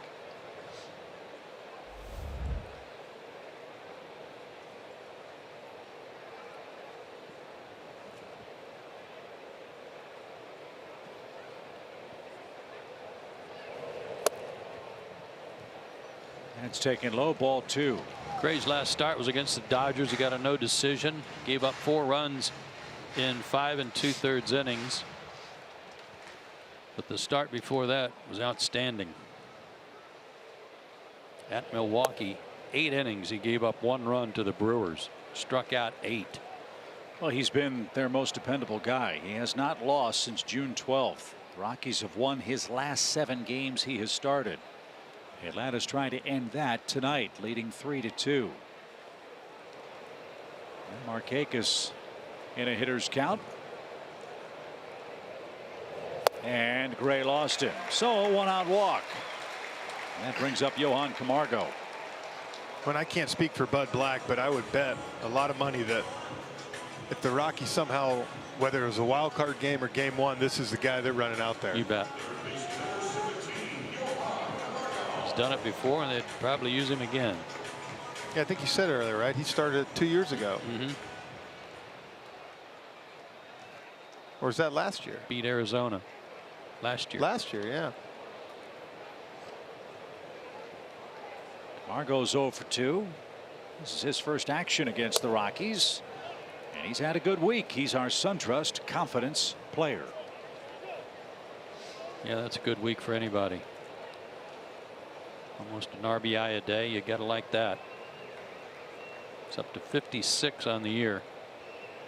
41 of them since June the 1st. Remember, he was on the disabled list when the Braves played Colorado early this year. There's a double play ball, double clutch, and Camargo's still out at first. LeMahieu almost waited too long. But Johan grounds into a 6-4-3 double play. The Rockies are slow coming off the field, thinking the Braves might challenge this call at first base. He didn't have a handle, and looked safe from there, didn't it? It did.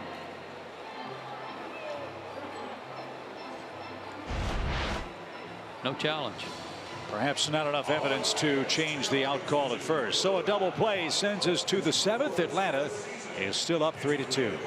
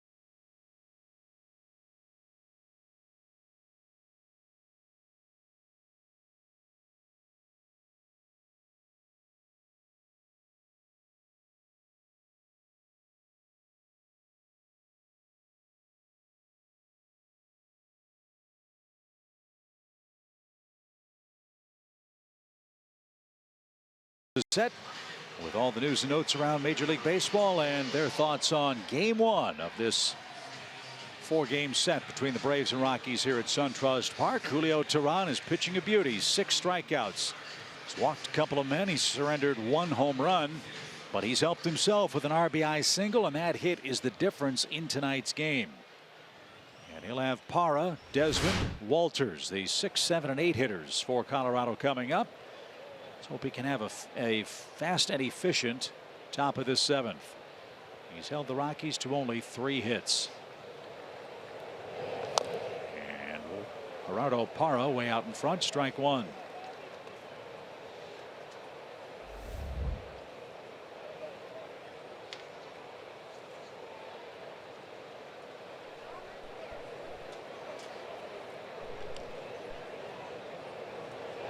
Something very peculiar about Julio this year and his longest outings. 7 innings, 3 different times, all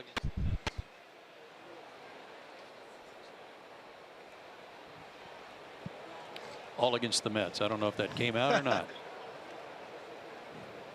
The 0-2 pitch is grounded to second. He had Parra way out in front, and Ozzie makes short work of Gerardo. There's the first out. Speaking of the Mets, I have to just, like 5 times now, I've looked up out there and seen 24-4 today, and I'm like, is that real again? Sure it's not the Jets? Yeah, Gabe Kapler had to use Roman Quinn and Scott Kingery to get the final couple of innings wrapped up.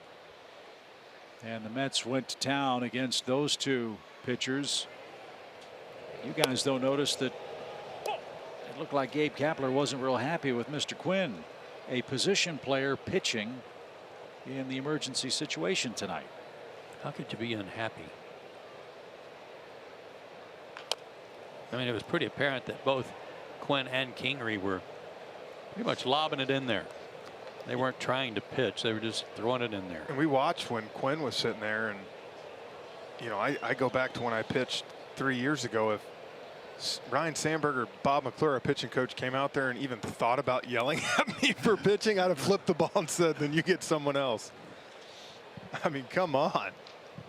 Well, we saw the Phillies and heard Gabe Kapler in particular, as that one's right down the middle for strike 3. Gabe Kapler said he conditioned, or was trying to condition, his position players to be ready to pitch in regular season play. And we saw Pedro Florimon, a position player, work in the opening series of the season, which I've never seen happen before. And I would venture a guess that the Phillies, off the top of my head, probably have had more innings pitched by their position players than any other team in the National League, if not baseball. I would guess that too. But they were drubbed in Game 1, most runs ever scored by the Mets.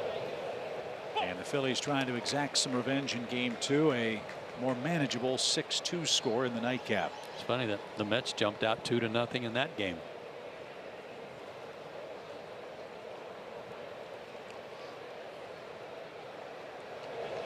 It's up and away. One more out for Julio, and we'll be into the 7th inning stretch. It's presented by Advance Auto Parts. Braves lead by a run. The 1-1 pitch. That's in there, a strike. Good changeup. Charlie Blackmon has grabbed a bat. If Walters reaches, the Braves would see the former Georgia Tech star here in the 7th.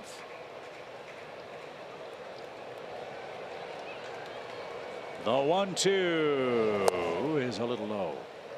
Now Dietrich just left town with the Marlins. He played at Georgia Tech. Did he and Blackmon play together? I think Blackman's my age. I think he's a little bit older than Dietrich. Okay. Blackmon was like a year or 2 behind me. Julio thought that was a strike. Ooh. Pretty close, but no cigar. Full count. I think it was Walters last time that got that close pitch too. There's a big pitch in the game. Can't lay it in there, but you don't want Blackmon to hit with a man aboard. Not with his power and the payoff. is bounced to the right side. Freddie with a backhand leads Julio beautifully, and that's your inning. 3 up, 3 down for Tehran. He enjoys a 3-2 lead, and we will enjoy the stretch with Rebecca and Nick.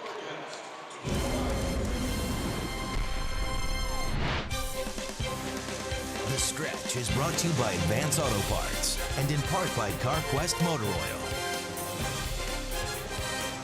Welcome into The Stretch, presented by Advance Auto Parts. Rebecca Capel and Nick Green with you once again. Hard to believe it's mid-August already, and the Braves have had an awesome season so far. I think it's pretty safe to say that this young roster has surprised a whole lot of people, and now it is all eyes on the postseason. Let's go ahead and take a current look at the National League playoff picture. Look at that, the Braves tops right now in the East, 2.5 games ahead of Philly. The Nats have some serious work to do, Nick. I don't think they're going to make a comeback. I thought they were going to make some sort of run throughout this season. They haven't done it. I don't see that coming. Check this out, too. I don't think anybody expected the Braves to be where they are. Opening day, the Braves had a 4% chance of making the playoffs. Today, they have a 71% chance of making the playoffs. Wow. When you look at the Central, I think the Cubs are going to take the Central. But also, I think the wild card is going to come from the Central and the East. Philly and the Braves are going to take one of those is going to take the East Division title, and one's going to take a wild card. In the West, I think it's up for grabs. Arizona, Rockies, and Dodgers. A bunch of good things going on in baseball, especially in the National League. Well, I know you said on Braves Live before the game that you think the East is really just a 2-team race right now, but man, the Central and the West, that's going to be interesting to watch. It's going to be fun to watch. I still think that the West is not going to have a wild card contender. I think it's going to come from the Central, probably Milwaukee. I think the Cubs are going to take the Central, but the East, Atlanta, and Philly is a 2-team race. All right, well, that'll do it for this stretch. We'll get you back to Chip, Joe, and Jeff in the booth after a quick word from Advance Auto Parts. Visit your nearest Advance Auto Parts store to get the quality parts you want from people that know a lot about them. Advance Auto Parts. Let's get you back on the road. Rebecca, Nick, great job with the stretch. It's an interesting point they make about the playoff picture and the predictions as to whom Nick feels is going to have a leg up in postseason play. Unfortunately, this looks like it might be one of those years where the vagaries of interleague play will have a dramatic impact on who goes either from the National League Central or the National League East. In interleague play, the National League East plays the AL East. The National League's 32-41 against their AL Eastern counterparts. Contrast that with the National League Central, a very weak American League Central. The National League is 52-32 against those AL teams, a 20-game win difference. Wow, what a within the difference. division. Yeah, for those teams when it comes to wild card and record. First pitch swing by Ender as that one skied toward Cargo and right, and he'll drift over and make the play. 1 out. Look, it's obviously not something that anybody can control. It's just a freak of the schedule. But this year the AL Central is very, very weak. And yes, you can say, well, Baltimore's having a bad year, and they are. And Tampa Bay's down. Toronto is 10 games under 500, but I think we'd all agree Boston and the Yankees, that's awfully tough to overcome. Sure is. By the National League Eastern teams. I was just looking at those standings while they were doing that, and no fewer than 5 teams in the wild card standings right now that are within 2.5 games of the top. So it's going to be a sprint to the finish, no doubt. Yeah, and I think your most 2 balanced divisions are the NL West and AL West. NL West, you got 4 teams all kind of bunched up. Even San Fran's got a chance to make a run there. And in the AL West, I mean, Oakland's coming out of nowhere. They might be the hottest team in baseball. What a story the Oakland A's have been. They're only 2 games behind Houston. And I don't think anybody saw that coming. I feel like Oakland does that every 3-4 years. Agreed. They have a good organization. All their players that get to the big leagues seem to play the game the right way and know how to play good fundamental baseball. And really, I mean, when you hear about Oakland and how they're limited on their funds, small market team and all that, that means they have to have their players, their own players, play well. 2-1 pitch. Kurt Suzuki fouls it off. He has been Gray's kryptonite tonight. A homer, a double, 2 runs, and an RBI. And if you get a ball past Arenado at third base, you're doing something.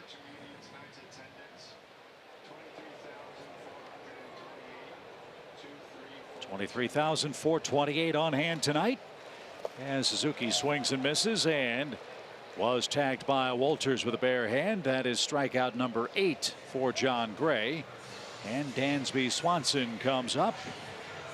He's 1 for 2 with a big run scoring double.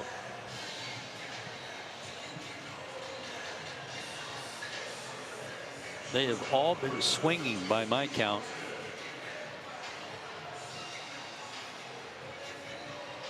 Yeah, all swinging. This guy's good. Make no bones about it. I'm glad he's in the Western Division. You only have a chance to maybe see him twice a year. But the Braves lead him and need 6 outs left to secure their 6th consecutive win. Action in the Atlanta bullpen.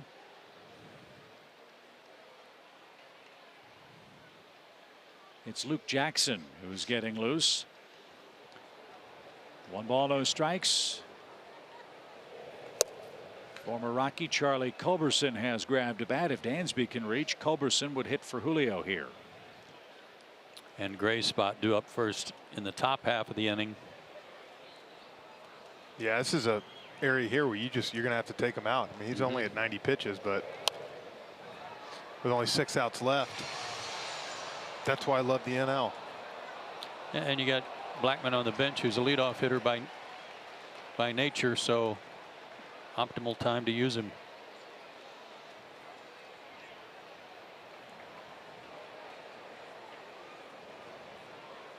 One ball, 2 strikes for Dansby. Bases are empty. And here it is, low. 2-2. Cubs lead the Pirates. That's 1-0 late in Pittsburgh. Well, that's a great game. John Lester and Ivan Nova. Well, that's a good bounce back for Lester. He has had a rough time since the All-Star break. And now the 2-2 to Dansby is fought off. Pirates have faded after that 11-game winning streak. Pittsburgh is 8-11 since then. We've got some issues with Jordy Mercer and Starling Marte. Marte had an illness, didn't play yesterday, and Jordy Mercer's got a calf problem. I bring that up because we'll see the Pirates next at the start of our upcoming road trip. First look at Pittsburgh this year.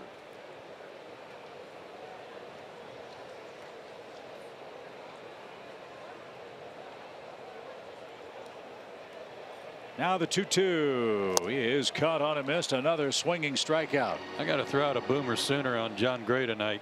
He's pitched great, but it ain't going to be enough, it looks like. 9 strikeouts for him. We go to the 8th. The Rockies will go to their bench.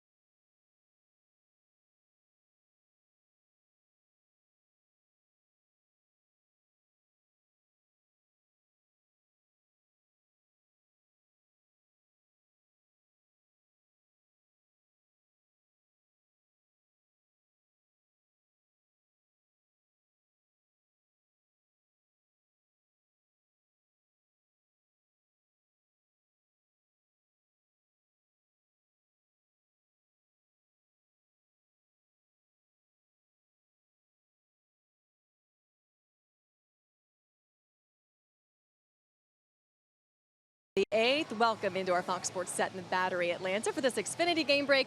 I'm Rebecca Capel. Well, the Mets just crushed the Phillies in game 1 of their doubleheader this afternoon, 24-4. But tonight the Phillies are trying to save some face. Bottom 1, 2-0 Mets, 2 men on. Rhys Hoskins gives the Phillies the lead with a 3-run blast off the foul pole netting there. Right now, Philly is up 7-2 in the 6th, guys. Thank you, Rebecca. Rhys Hoskins is, I think, an MVP candidate in the National League. Terrific power, top 10 in RBIs, and helping the Phillies stay neck and neck with the Braves in the East. Julio's out after 7 sparkling innings tonight. The Braves turn things over to Luke Jackson, and he will face Charlie Blackmon leading off the top of the 8th inning for Colorado. Luke did not pitch at all in that series against Miami, so he's had 4 days rest. Charlie Blackmon's 8 for 53 this month, a 151 average. And he lashes the first one out of play, foul, and down the line, strike one. I think it'll be real interesting to see how the Braves try to close this game out today. We know that Brian Snitker does not like to use relievers 3 days in a row. Johnny Vetters pitched the last 2 games against Miami. A.J. Minter the last 2 games. This one's bounced to the right side. Ozzy's got it and throws out Blackmon. 1 out. Good start to the inning. That's a big out. So if that holds true, I'm assuming that he'd be reluctant to use Minter or Venters, which means I'm guessing Brad Brock would be the guy that could close. He pitched yesterday, and that for Brock was his first appearance since August the 12th. Right, just once in the last 3 days. And I think you're seeing Snit get a lot of confidence in Luke Jackson. He's throwing the ball real well for us, and he's earned it. Absolutely. David Dahl's the batter. He's 1 for 3 with a homer. And that just missed. Look, these guys are major league pitchers, and if you're going to win, those guys have to pitch too. And you're right, Luke has done great work. He's given up 2 runs in his last 5 appearances. That's 8 1/3 innings of work. The shortest of those outings was on August 8th in Washington. Remember, he came in a bases loaded situation and struck out the lone man he faced to preserve an Atlanta lead. That was a huge out, and I'm sure for Luke a huge confidence builder. And he threw him a slider on 3-2. Yeah, he that's right. That was a slider, but his best pitch to me is, aside from his fastball, is that curveball. Kind of a knuckle curve. Good separation between it and his fastball. And I think Julio pitched a brilliant game tonight, and most times I wouldn't mind him coming back out for the 8th, but with this lineup and the damage they can do a 4th time, it's kind of nice bringing in a new guy tonight. Yeah, Julio was terrific. He and Gray both went 7 innings. Gray gave up 3, Julio gave up 2, and the pitch fouled back by Dahl, who stays alive.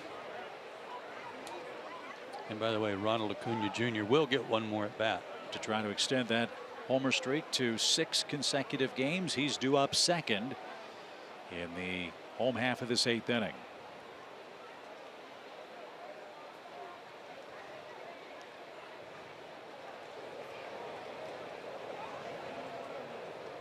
Luke ready with his 2-2 pitch. And fought off foul again.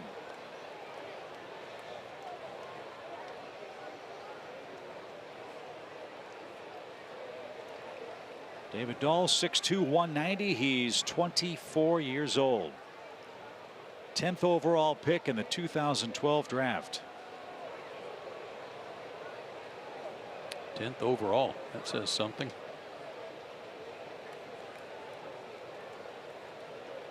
And now the 2-2 pitch is tapped right back to the base of the mound, and an underhand flip to first for the 2nd out. 2 up, 2 down. LeMahieu is coming up. The Braves Foundation and Fox Sports South are looking for inspirational individuals throughout Braves country to honor during Community Heroes Week in 2019. If you'd like to nominate a friend, family member, neighbor, or colleague who's going above and beyond to positively impact those around them, visit braves.com/communityheroes.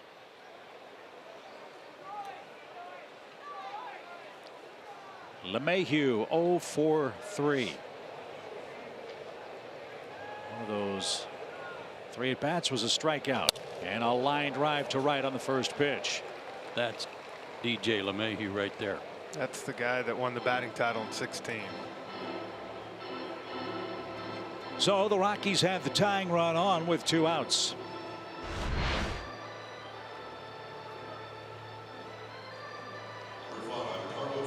Four-seamer had a lot of the plate. Even with his size, he doesn't hit a ton of homers even at Coors Field, but he makes a ton of contact. So danger, danger, Will Robinson. Carlos Gonzalez is coming up. Gonzalez has seen Jackson once. He walked. Arenado is waiting on deck. The Braves would prefer to see him in the 9th. 1 ball, no strikes. And Carlos has had a real nice year this year. Nice bounce back year. He had a down year, signed a 1-year deal with him to come back.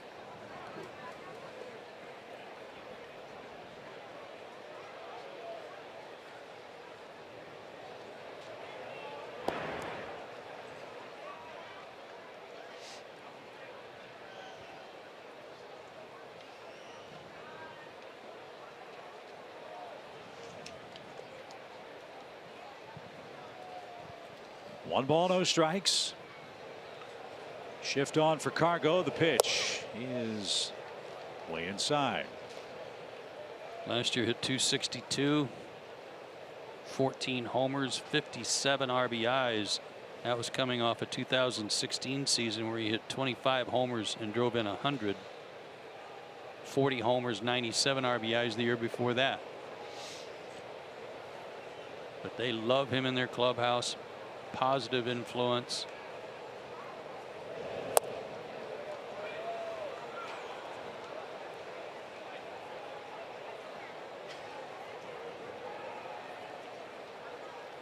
So Jackson's gone 3-0 to Gonzalez. Arenado's 2 for 2 and waiting on deck. Nothing automatic here. He might be swinging.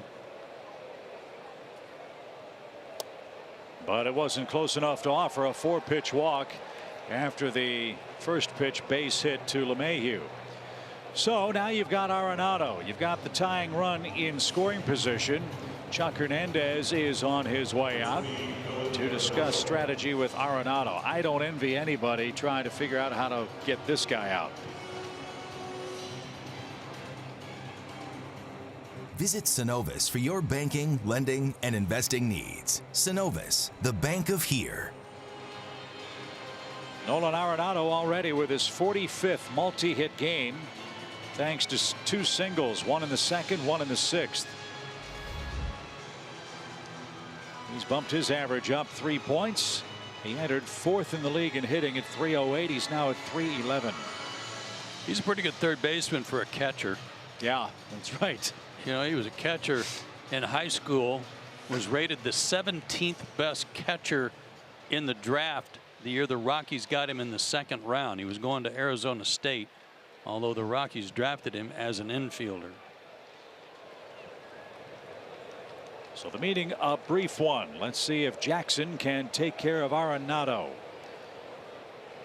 And the first one pops away from Suzuki. Everybody moves up.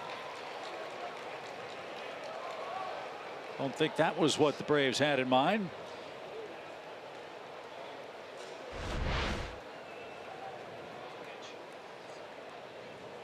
Is that a cross-up?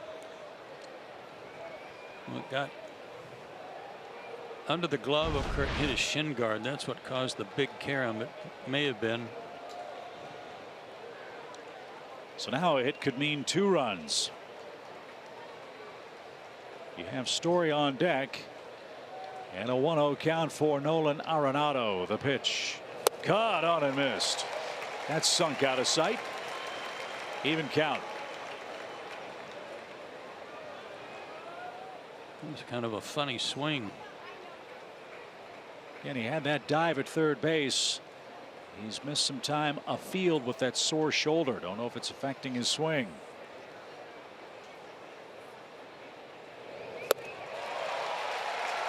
Same pitch, same result. Would they go to the well a 3rd time? It's 1-2. Said Luke Jackson wants meaningful innings. Here you go, pal. Yeah.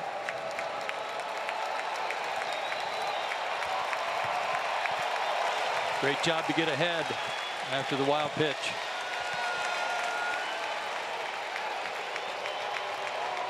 One ball, 2 strikes. Here it is. Struck him out. Yeah, you earned a glove pump there, Luke Jackson. He just struck out Arenado, and the Rockies strand 2 big runners in the 8th inning, and the Braves maintain their lead. 9-1-2 coming up, looking for some insurance next.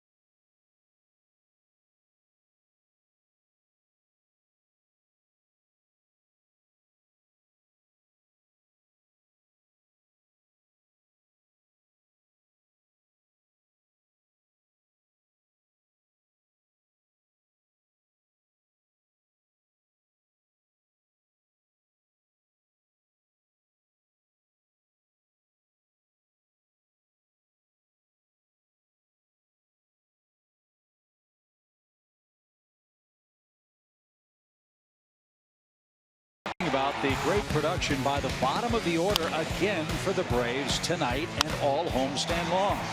And it has to start tonight with Kurt Suzuki with his home run and double, followed by Dansby's double, followed by Julio's RBI single. A great sequence there in the 5th inning. Hey, there's nothing like it. Get yourself a win for Julio, and you get the game-winning hit. And I think this was important because people talk about the Braves beating up on the NL East and struggling against some of these other teams. I think it's a big 4-game series for the Braves to come out and show that, you know, we can beat anybody. Well, Sung-Won Oh is the man on the mound. The Rockies got him from Toronto to bolster a bullpen that they invested heavily in this offseason. And Oh has done nice work. Scoreless in 8 of his 9 appearances with the Rockies. He's pitched 8 2/3 innings since his acquisition. And he faces former Rocky Charlie Culberson leading off as the Braves pinch hitter for Luke Jackson, who went an inning with a hit, a walk, and a strikeout. Mostly fastball slider guy. Oh. Fastball 91 to 93. I thought this was a great. Oh, that got somebody in the Rockies dugout. That get Bud Black? I think somebody went down the tunnel. Yeah, look at Bud smiling at him. Bud Black, 60 years young, moved 20 years faster.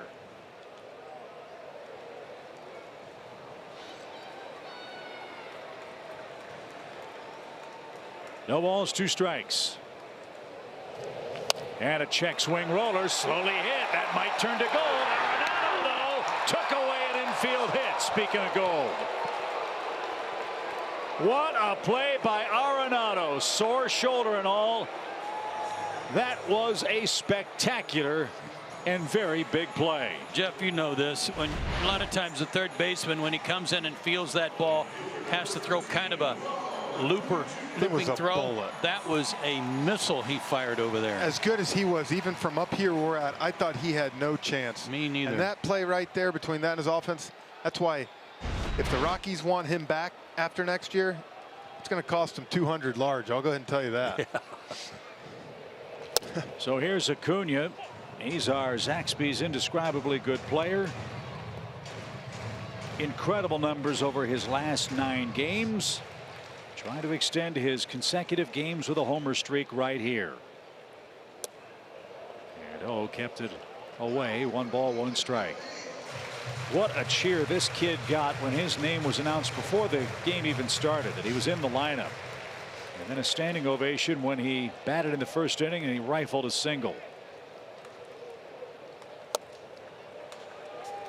Didn't have good footing on that pitch and missed badly. Ball 2. Yeah, O's had some great years with the Cardinals before this. He was really good there.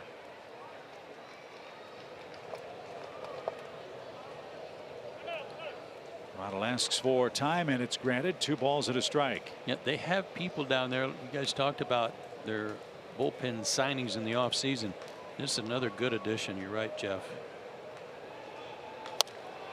Lifted out of play. It's 2-2.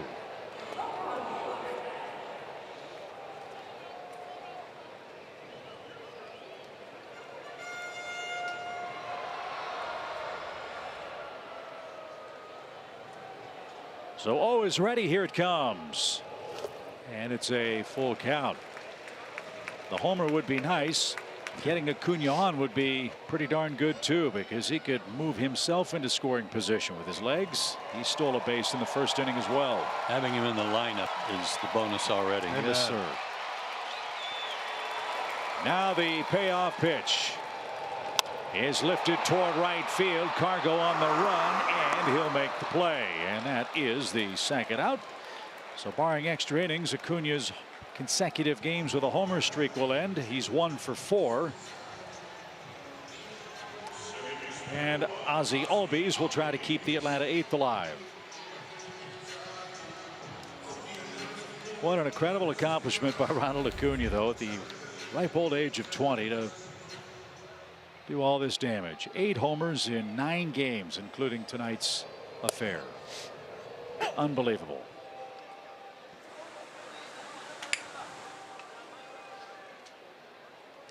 And very little has been able to burst his bubble. No balls and a strike. Off the plate, even count. Now we got to get this guy going a little bit. Ozzie's 0 for 3 with a couple of swinging strikeouts.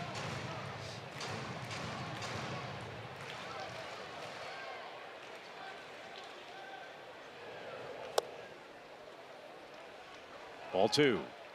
Cardinals have made a game of it at home. Washington 5, St. Louis 4. That game is in the top of the 8th. Cubs beat Pittsburgh 1-0. Phillies 8-4 over the Mets, bottom 7. And fouled back 2-2. Tell you something, I don't know if y'all had a chance to look at. The Cubs won tonight, but we hold on to this tonight. We're 1 game out from the best record in the National League. And if you hold that, home field advantage throughout the playoffs, that's awfully big. 2-2 pitch. It bounced up there. It's a full count. Yeah, and while the Braves had not played well at home, they have had a very good homestand to kind of flip that around. 7-1 on this homestand so far. 3-2 pitch. Ozzie chased one and fouled it off.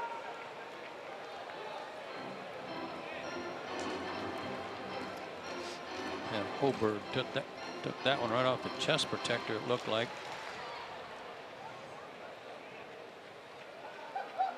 That throat latch there, certainly a great addition to masks. The 3-2 pitch is scalded into the shift. However, Story to his left, and we are off to the 9th inning. Story, Parra, and Desmond are coming up. Looks like Brad Brock will try to save it for Julio. We go to the 9th inning.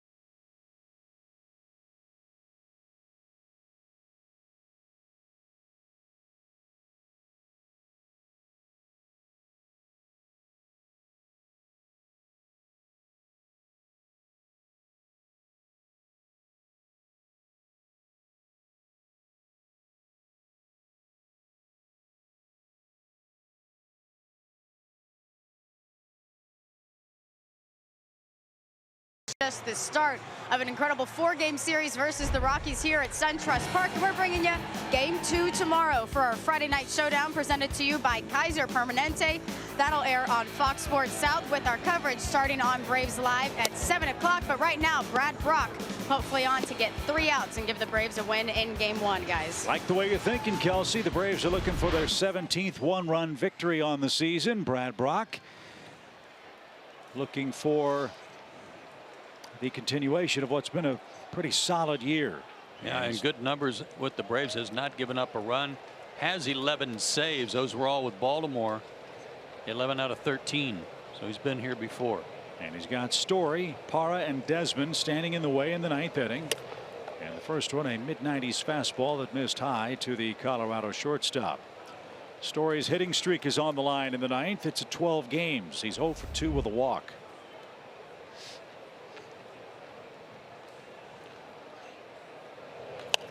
Popped up foul back toward us and into the seats. It's an even count. You know what? That was headed for Chan, and he didn't even flinch. No?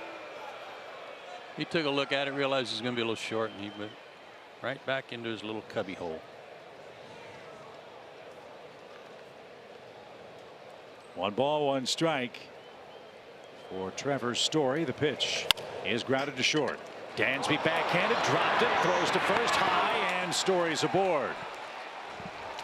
Sharply hit ball that Dansby couldn't handle cleanly, and Colorado gets a gift in the 9th inning. Elected to turn his glove over even though he was in front of it. That cost him. Brock did a nice job there. He dropped down his arm angle just a little bit and got the ground ball. Braves have played really good defense on this homestand. That's the 5th error they made, but one was by a pitcher. And that's interesting 2 by for pitchers. me, because I don't think I've ever seen Dansby do that on a ball at him. No, not at him. No. That's So let's see if Parra will oblige and hit a ground ball at someone. He's done that twice, both times to Ozzie Albies.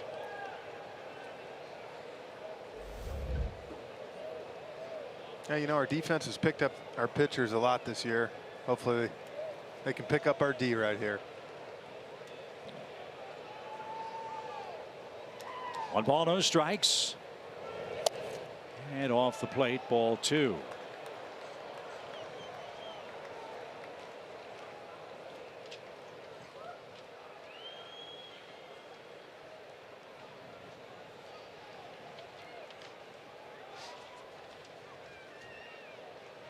Parra's 1 for 3 against Brock with a couple of strikeouts head to head.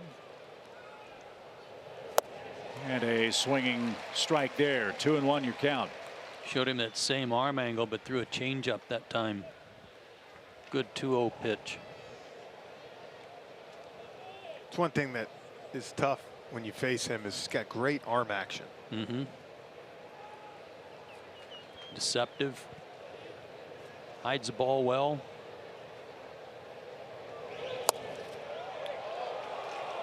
Three and one. How do you take that pitch? Desmond on deck.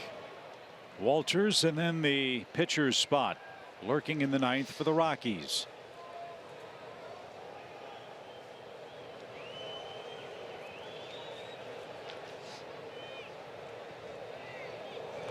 Fouled away.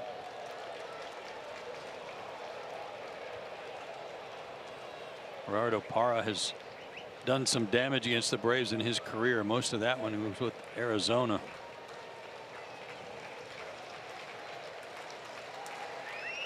How about a strike him out, throw him out?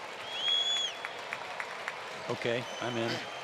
I'll take a double play of any kind right here. 3 balls, 2 strikes. He's going. The pitch is ball 4.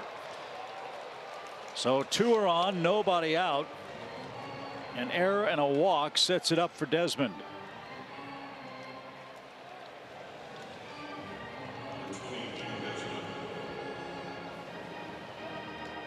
They've already used Charlie Blackmon. They have Ryan McMahon from the left side still available. Garrett Hampson, Chris Iannetta, and Pat Valleca are right-handed hitters on the bench. And it is McMahon in the on-deck circle. Desmond is 0 for 2 with a sac fly, a strikeout, and a line out. And bounced foul, strike one.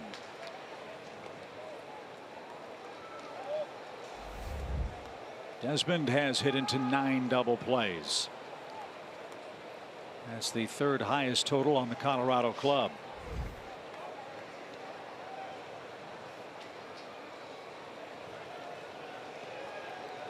Nothing in 1. Brock turns it loose, and it missed high. He's got good velocity, but his towards is off just a bit. Well, they left the potential tying and go ahead runs in scoring position last inning when Jackson was able to strike out Arenado. Looks like they're going to have more opportunities here. And I think this is where you sort of an advantage having a guy like Desmond up. A lot of guys in the bottom of the lineup here, you're bunting, no doubt, putting second and third. With a guy like Desmond, he's going to let him swing away. And if you throw one good pitch here, you keep it first and second, which is huge. It is huge, and he's got a count to do that on. 1 ball, 2 strikes. Lifted out of play. That's headed for the stands. We'll do it again.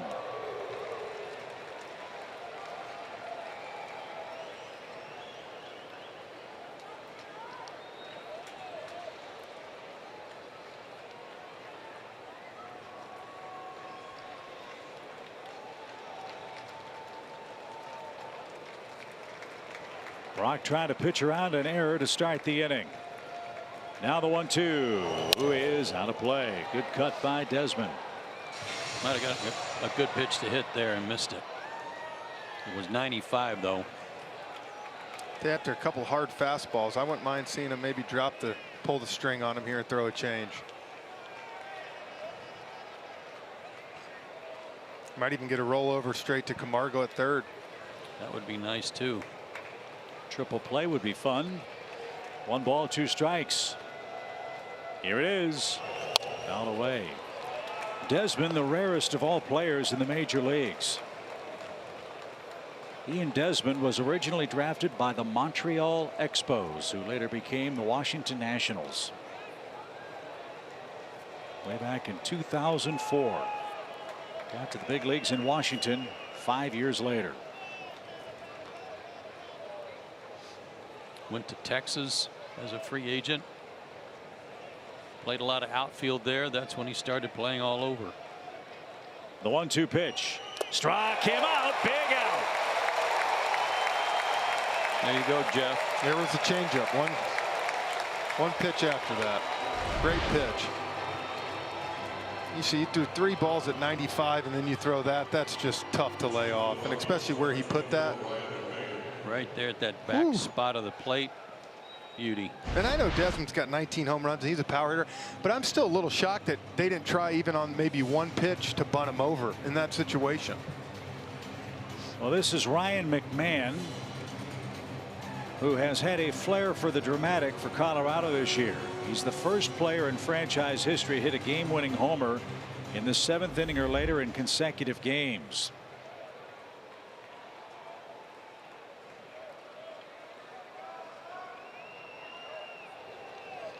He's 0 for 6 on the road trip. And he grounds one through the whole right side of base hit. Here comes Story around third. Markakis will not have a play. And the error comes home to roost, and Colorado ties the game on a McMahon pinch hit single.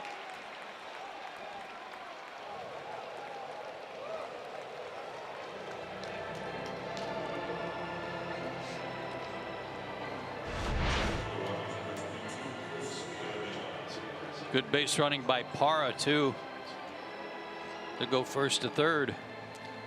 He tried to throw that same changeup he threw to Desmond. He left it up about another 3 inches and got. McMahon didn't hit it hard, too hard. It's just got it through that hole. That's his 4th pinch hit, his 5th RBI. And now Chris Ionetta's the batter, where a sacrifice fly could give Colorado the lead.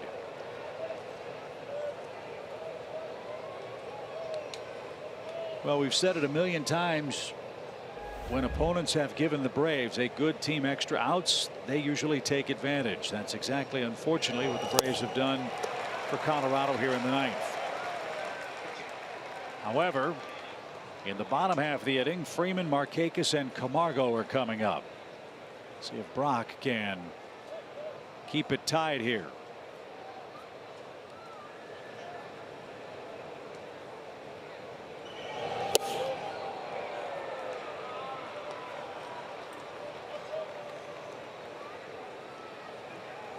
Twenty pitches for Brad.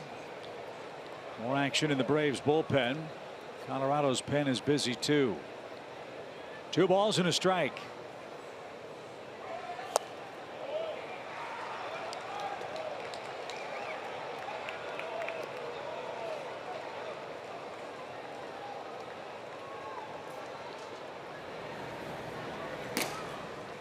Sabatka's up and getting ready. King-sized right-hander with a big fastball. 3-1. And at a late full count.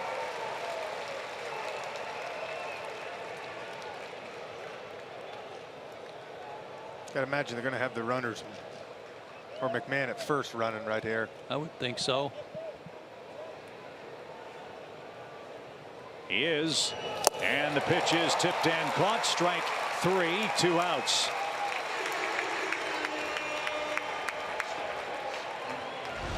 So Iannetta can't bring home Parra. The Braves get the strikeout. McMahon gets the stolen base, and now Dahl is the batter.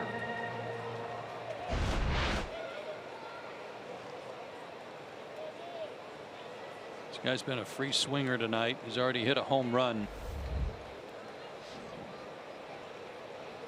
Make a good pitch on the first one. And that was.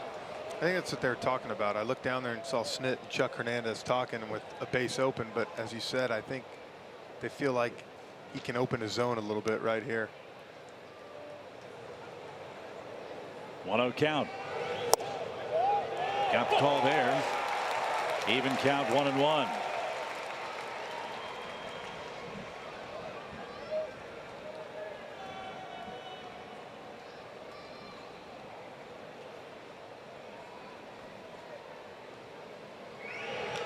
Line drive left field, a base hit. That's going to score a couple. The throw to the plate cut off, and Dahl dumps one into left field, and Colorado has a 3-run ninth inning to take a 5-3 lead. A 3 RBI night for David Dahl. I didn't see that coming with him hitting the ball the other way. But what a good piece of hitting. Change up again.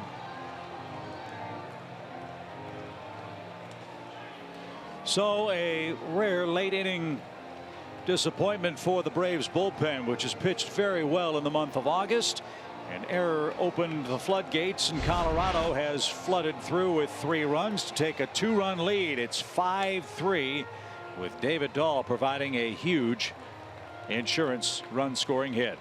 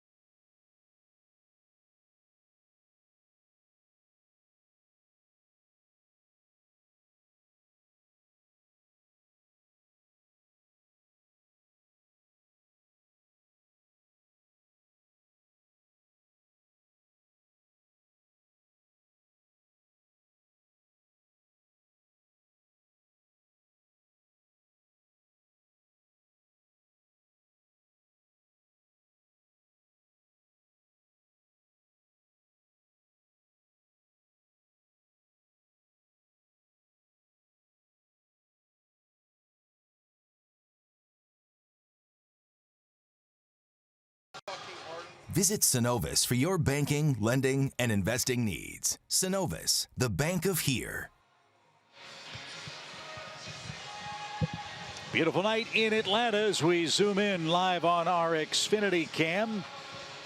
Rockies with 3 runs across on 2 hits, 2 strikeouts, a walk, and a costly leadoff error. All 3 runs unearned. So Chad Sabatka is going to come on and try to clean it up. He will face DJ LeMahieu. Chad's had an excellent minor league season, and so far he's looked very effective throwing those upper 90-mile-an-hour fastballs in relief. 2 outings, 3 innings total, no hits or runs. He did walk 3 against Miami, but struck out the side too.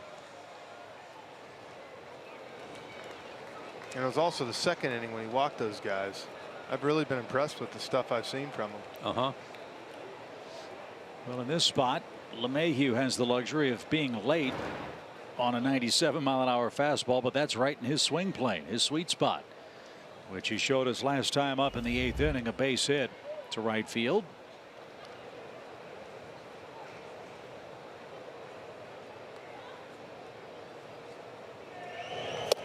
So what a disappointment for Julio Teheran, who pitched brilliant baseball tonight. 3 unearned runs erase a chance for him to pick up his 9th victory. John Gray's off the hook. He was in line for his 8th loss. The pitch is fouled away. Even count for LeMahieu. Nice catch off to our right.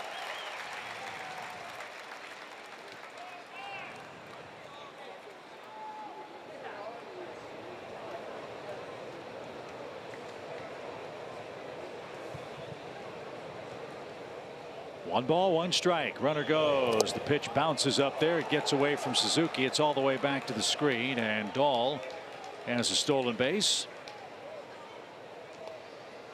No further advance. In this day and age of Major League Baseball and the specialization of bullpens, games like this one are really, really rare to see. Colorado is an excellent club. When they have trailed after 8 innings coming into play tonight, they are 2-46 for the season.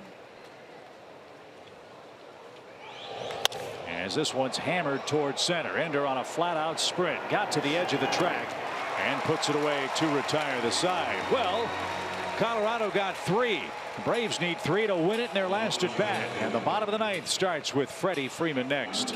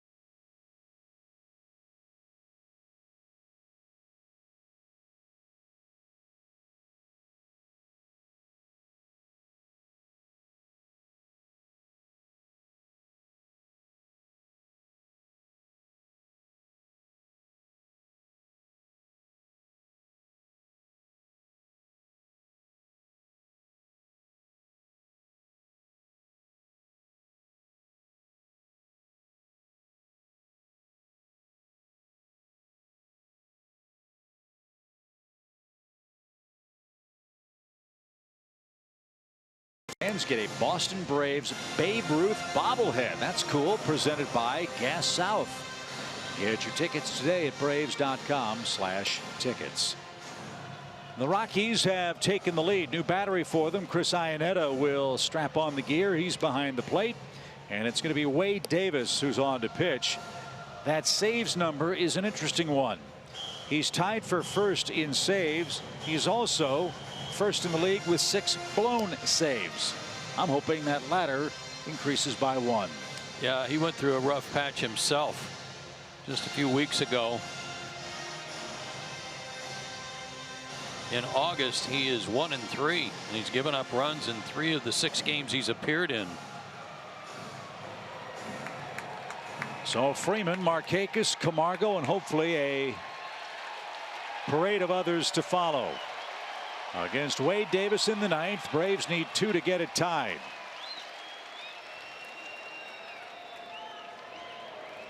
Shift on for Freddie, and the pitch is up and away, ball 1. Freeman's 1 for 3 against Davis in his career. He's also struck out once.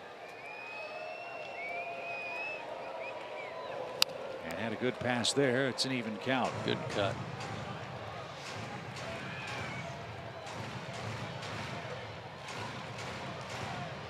Braves trying to extend a winning streak to 6 straight games. They need a 9th inning rally tonight. Last time the Braves had a 6-game winning streak, it was actually a 7-game win streak in September of 2016.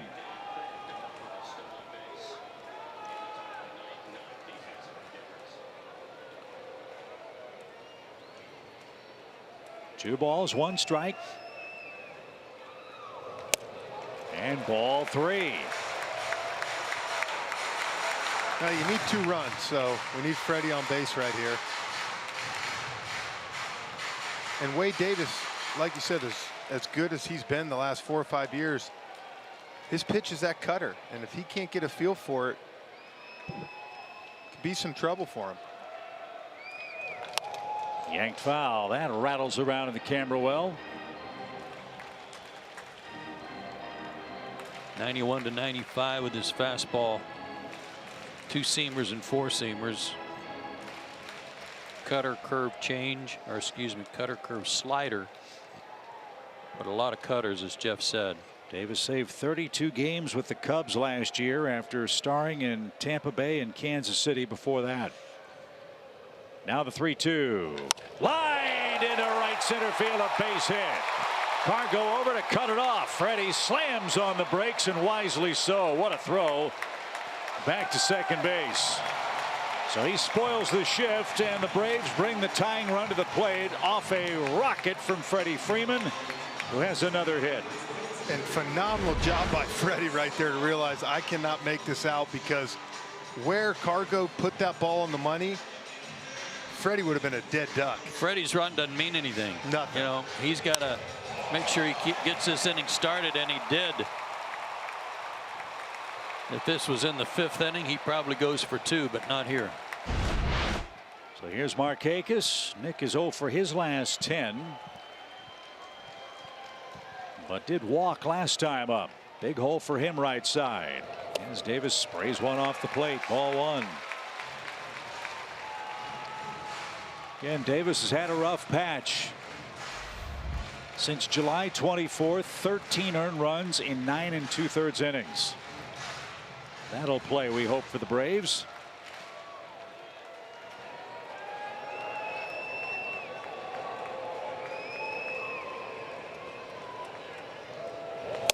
Ball too high. Good patience by the first 2 guys. Well, and I think that's the key. Wade's not missing crazy all over the place, but he's going to try to take advantage of your aggressiveness, and it's probably, like you said, the right 2 guys to have up to get a couple guys on and start this rally. Then you've got the team's RBI leader, Johan Camargo, since June 1st, waiting on deck, and he's walked us off a couple of times. Maybe that's in the offing. First the 2-0. Got that one called. Generous strike for a man that's been rather wild. 2-1.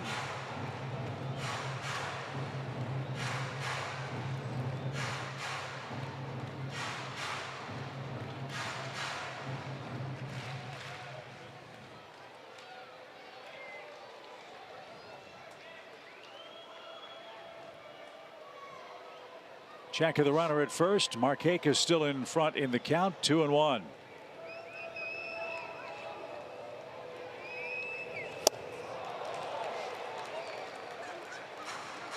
That looked like it hurt. He kind of flexed his right hand after he walked out of the batter's box there. 2-2. Yeah, it was a pitch running away from him that he was trying to pull through that hole on the right side. Took everything he had to try to get the bat head out there. I think on 2-1 there, I think Nick was trying to take a chance on a little cutter in, like you said. So Davis has it even 2-2. Freeman a good lead. And the pitch is in the dirt. There's that good patience you were talking about.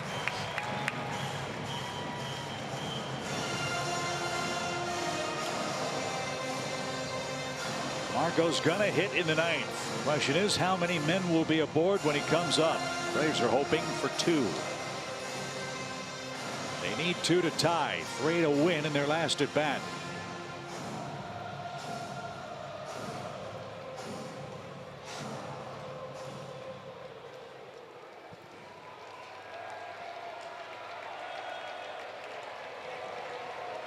So here comes the full count pitch. Freddie's running, and the pitch is caught on a miss. The throw to second is late, and Freeman steals second to keep the Braves out of the double play. So a swing and a miss takes care of Markakis. That's the first out. And now Camargo's the batter. He's 0 for 3. Good jump by Freddie, his 8th swipe of the year. And also a good pitch by Davis to get the out. Might have been ball 4. Nick upset with himself. Oh yeah, you don't see Nick swing it that many times. But Camargo still represents the game tying run. His 4-game hit streak's on the line in the ninth. Runner at second, 1 out. And Iannetta got a strike call that hasn't been a strike all night. Yeah, I'm sure Julio's watching this somewhere and saw that one and wondered why it wasn't a strike earlier tonight. Especially the way it was caught. Yeah. No balls and a strike. Nothing wrong with that one though. 0-2.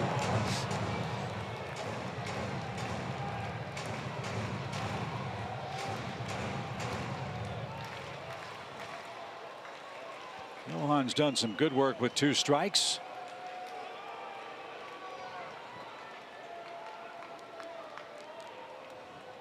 As Davis checks Freddie and delivers, and a feeble swing and a miss. That ball in the dirt, and Iannetta will throw him out at first for the second out. So the final hope for the Braves is Ender Inciarte. He's 0 for 3. Nice stop by Iannetta too. Corral that one. And I'll tell you what, you can tell that Wade's not feeling comfortable because that's 3 straight curveballs. But let me tell you something. I played with him in Kansas City. I watched him in Chicago there. When he's going right, it's 94, 95 cutters coming at you all day long. And he's trying anything he can right now to throw a strike. So Freddie at second with 2 outs now. And from an offensive standpoint, the story of this game is the top 6 versus the lower 3. Top 6 hitters are currently 2 for 21 in the game.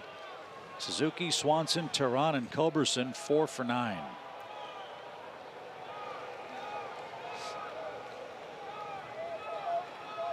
Nothing in 1, your count. And now the Braves are down to their last strike. That ball was absolutely darting.